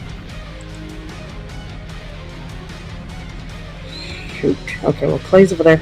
I'm gonna attack the bandit with Sacred Flame then. Okay.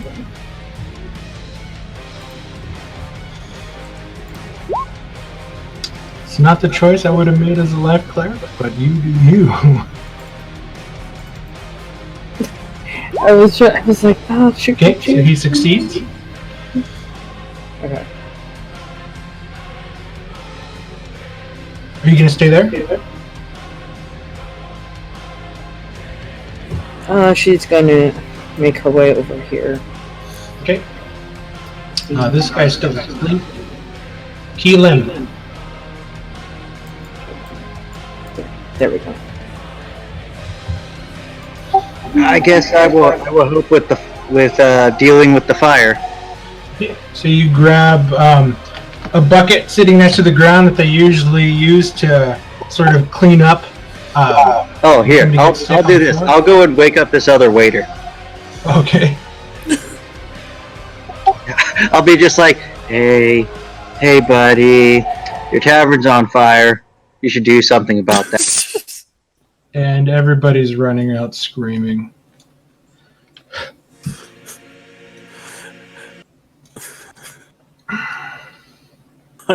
I like how calmly you're saying that. Oh yeah, your place is on fire. Oh please, I chuck in like I cremate 6 corpses a day. I'm fine around fire. Okay, you use your action to wake him up. He is no longer asleep. But he is prone on the ground right now, sort of trying to get his wits about him.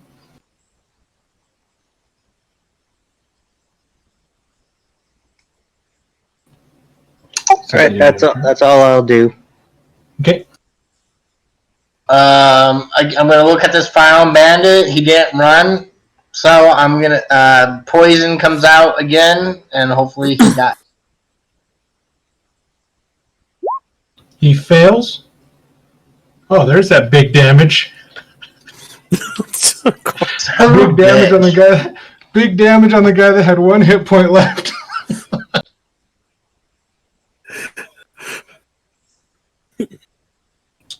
Okay. I tell Clay and Calypso to grab Laufeng's body and heal Kanan. I'm going to go over and grab what's her name? Tanya? Tarina. Sorry, I'm going to grab Tarina's body and say we're going to a temple. Okay. You guys can't see your name on her token? No, we cannot. I don't see a name on her.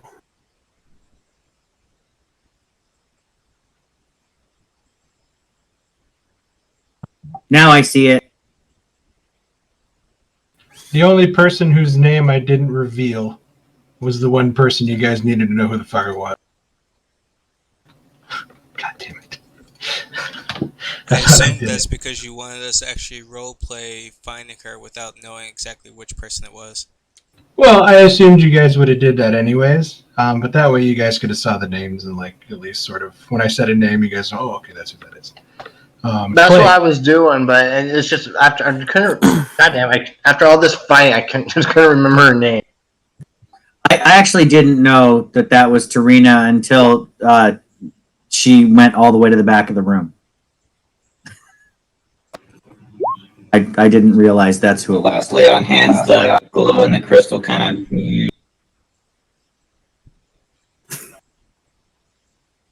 All right, so Okay, Kanan is now conscious. We are going to be out of initiative. I'm conscious. Who? Oh, Clay brought me up. Thank you, Clay. I see it now. One point of late. Groom, grab Tarina's body. Fine. We're going to a temple. But check there, and like pointing over here because I remember hearing the screaming. They are not our concern or our job. Yeah, the druid's trying her best to put the fire out. But there are people still trapped in there. I can't be as cold and heartless as Sally. So I would like to see if I can make it to this door. Yeah. Right here. You do make it there, you kick it open, and there's nobody inside that room. Right. But I'm pointing on I this want to one. see. On this one. I know. I want to see if I get my battle axe and chop a hole through the wall in between these two rooms, and see if I can pull the person out through that hole and bring them out this door. Okay. I'm gonna do like the whole fireman, chop the wall down to get the person out of the burning building. There you go. Yeah, that's a good idea. Go up there and make. Just give me an attack. Oh yeah. I was gonna say if you hit a you don't even stud, need to roll damage. You actually punch and just luckily find the weak spot in the old wood paneling, and you break through it like drywall. And you manage to pat. And you see this one very dark-skinned woman. Hold on, let me. I run into the room holding my breath because it's probably filled with smoke, and I scoop her up like firemen carry, throw her over my shoulder. Oh, I'll go in there. And pick her up and just kind of carry her out into the outer room here. Yeah, I'm not taking any damage. I mean, she could punch me, I suppose, and I could drop unconscious, but that would be a dick move when I'm saving her life. A hit point isn't your health; it's your ability to keep fighting. Right. So I mean, with one hit point left, he can still muster up a good fight. Like you were standing your ground with 5 hit points against 2 bandits. True. So. Yeah, it's just your will to continue going on continuing the fight. So yeah, I still have some will. Actually, Clay gave me some willpower, brought me up. But yeah, I just want to save the person. The smoke is starting to get a little intense. The woman sort of kisses you on the cheek and then runs into the room and then kind of opens up the window a little bit. So the smoke starts filtering out as the druid is just still pouring water everywhere, trying to douse the stairs in the room. And after a couple minutes of the people downstairs running up and down the stairs, throwing buckets of water, and the druid, the fire ceases. And the poor Elf Song Tavern kind of goes quiet. And then it's at that moment that the elven ghost begins to sing her sad song, the one she sang when you first came, singing of Elturel, of demons, and of impending doom. And that's where we're going to leave off tonight. Right before we leave off, too, I just want to say that after I rescue this person from the burning building, I want to approach Sally from behind and kind of grab one of her shoulders and fling her around so she's facing me, and then grab the other shoulder and hold her in front of me and say, "Next time, think before you light the building on fire. That was the dumbest thing I've ever seen anybody do." I will respond next session. Excellent. I will wait with bated breath. But I know Mark gave us the ability to award inspiration. I would like to award Clay inspiration for going around and healing everybody and keeping everybody up. He seemed like the MVP of the night. He did keep a lot of people from dying downstairs. Yep, I second that award. Yep. And if I could award inspiration to Tarina as doing the most damage of anybody in the freaking game, I would, but she's dead. Because she I want to take away 4 times. a point of inspiration from Lao Feng for attacking first. Saving lives. Can you get negative inspiration? Kanan, the woman you rescued, comes up and she says a prayer. You hear her speaking a prayer to Savrus, the Lord of Divination, where she's praying for your bright future and hopefully very long life. And she gives you 9 hit points. Ooh, nice. I'm almost fully healed. She sort of disdainfully looks at you, Sally, and she moves over to Groomdak. I thank her for the prayer as the will returns to me, and I kind of square my shoulders and stand up even straighter. And I tell her that she is very welcome for life. Yeah, I'll pray to asking you, are you hurt? Are you burned? She grabs your hands, and then she starts saying the same prayer. You hear her speak of a god Savrus that you're not quite familiar with, but she's praying for long life and prosperity, and you get 9 points. And that's all she's got. She's only a first level acolyte. So my plan is to take Tarina and Lao Feng to a temple to hopefully either get Lao Feng revived or and speak to the dead with Tarina. That's kind of the plan, because I know Sally. I'm sure it's common knowledge that temples can do that, of course, for a fee. But yeah. And unless you have that gold on your character, you're not exactly going to be able to use that amount of gold. It's okay. Sally's rich. It's not how the noble feat works. You can't just be or the noble background. You can't be like. No, I know. But so, if they ask for $5,000 in gold for a resurrection spell, I need you to have 5,000 gold on your character. I know, but I know it's not going to work. I know that won't work, but again, that's Sally's current plan. We'll take them and see what happens. If not, we'll get the information.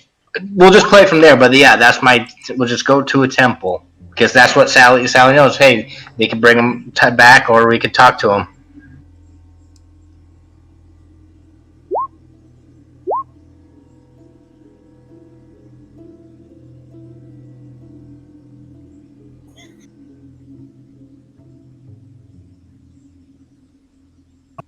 I am very happy that I survived that encounter. I didn't think I was going to. Going toe-to-toe with a bandit captain like that. Yeah, I think only Clay and Groomdak were the only ones that weren't in danger of dying.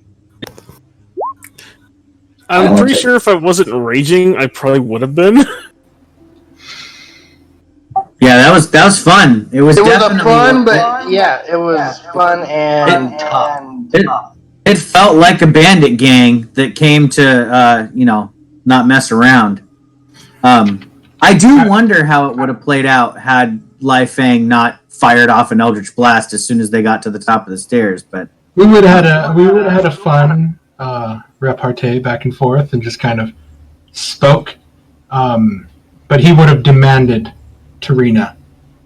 He would have demanded satisfaction because she stole a lot of stuff from them and took off. Yeah, I got from the banter that she either just burnt their ship down or took a bunch of their stuff, or something happened to do with the ship or something. It's too bad she didn't survive, though. Yeah, I wanted her to, but that dude charged her. If she survived, she would have told you about the pirate ship and where he keeps the deed, and you guys could have had your own pirate ship. Ooh, nice. So, That would have been awesome. it's still possible, but it depends on what questions you ask. So we're going to pick up next time here, the aftermath of what happened. I like how Sally took Zodge's advice and just don't care about collateral damage, and she just set the place on fire. So, yeah. She don't care. Yeah, I don't care. I'm trying to clear my name. Oh. But And we'll okay, pick are up we here. playing next week or every other Yeah, week? we're gonna play every Tuesday, and Yep. just try to keep this train going and see how far we can take it. When we get back, everybody is level 2. And Yeah, you we need to leveled try to up. figure out. Yes! You need to try to figure out what you want to do with Lifang, who will be level 2 if he comes back up, or if you just sort of abandon him. So we should level our characters. Yes, level your characters, those of you that did survive, to level 2. And then go ahead and just make your sheet level 2, Doug. And then we'll just kind of go from there. We'll see what everybody has in mind. You don't want me to just make another person? Since Well, I mean, now you're back. if the group is going to go out of their way to try to get you up as this character, then don't just trash it. If you want to make a backup character and have a backup character ready to go, just get it ready just in case, and then we can just do it on the fly next session. So. Yeah, in that other game where my bard died, Doug, it's kind of funny because I made a backup character and I'm playing the backup character while the party decides whether or not they want to spend the money to revive my bard. So I kind of have 2 characters in the works at the same time. And then if they decide to revive me, I have to kind of decide which one I want to continue. Or they could just leave me dead. They have 10 days to decide because they had somebody do a gentle repose on me right after I fell. So I have 10 days before that wears off. God, and that was... I was like, there's no way. I'm like, I was playing the odds when I did that, and I hit Doug first. Because I was like, there's no way. He's not going to fail 3 in a row. Yeah. I was playing the odds. I'm like, the odds are against me as a DM that he's going to roll 3 fails because it's from 10 to 20. If we And I'm go like, That's right correct. back to the last with That's Dahlia correct. and everything, and even with Group B, the odds have very well been in your favor with dropping people. And I was like, all right, he's not going to roll 3. He's not going to roll 3 fails in a row. And I was like, oh my god. Oh my god. And then even Ken and fucking Brad were feeling. I was like, what's going on? If Clay hadn't come save me, my turn was coming up, and I very well could have died. I mean, I was on my 3rd failed death save opportunity. Do it. Roll I it. had Roll to. it. Yeah, I was gonna say, roll one, see what would come up. Roll it.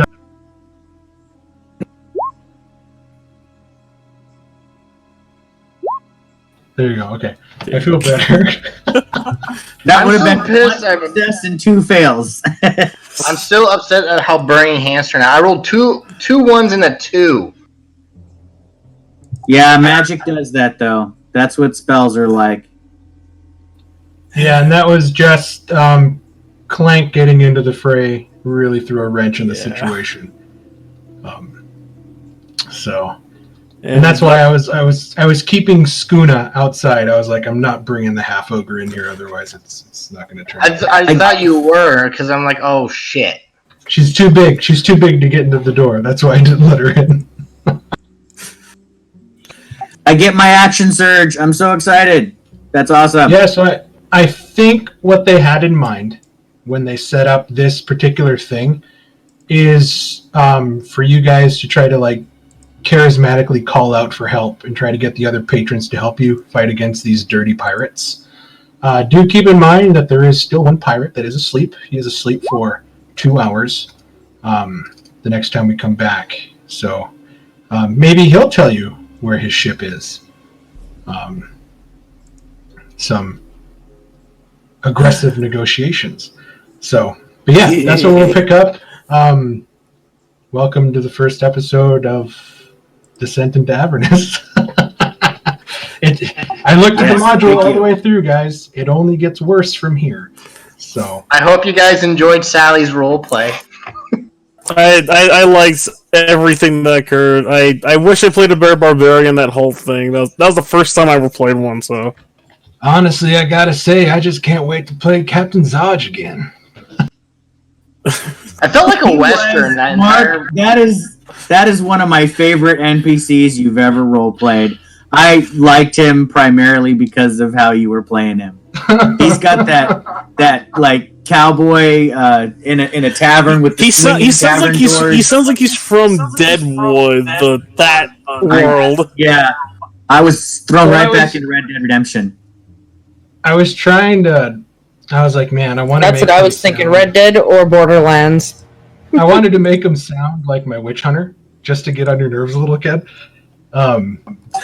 But I was like, no, this guy is like, I want him to be charismatic, like Egan from not Egan. There's a Walking Dead guy. Negan. I want him to be like Negan. You kind of like him, but he's kind of an asshole, and he might flip the switch on you. So I was like, yeah, let's try to do something with that. So. Yeah, I was practicing voices all day, and I was like, I'm just going to make him sound like that. That's fun. So, but yeah, thank you guys. I had a lot of fun. Doug, again, I'm sorry, man. Like, I was trying to play the odds, and you went full Hunger Games on me, and they were not in your favor. All under 10. I mean, he didn't even get close to 10. It was brutal. It was absolutely brutal. But yeah, that was fun. Thank you, guys. I will see some of you guys Friday playing in Chris's game. Yep, Tour of Annihilation this Friday, unless David cancels. But he's gonna. But as far as I know, he said he's good. Okay. I talked to him today, and he said he's likely going to be in the game on Friday. So. Okay, and then no Brave New World Saturday. It's next weekend, and then next Tuesday we'll pick up, and then we'll see what you guys do. Cool. All right. Well, have a good night, everybody. Thank you, guys. Good night. Good night. Bye. Have a good night.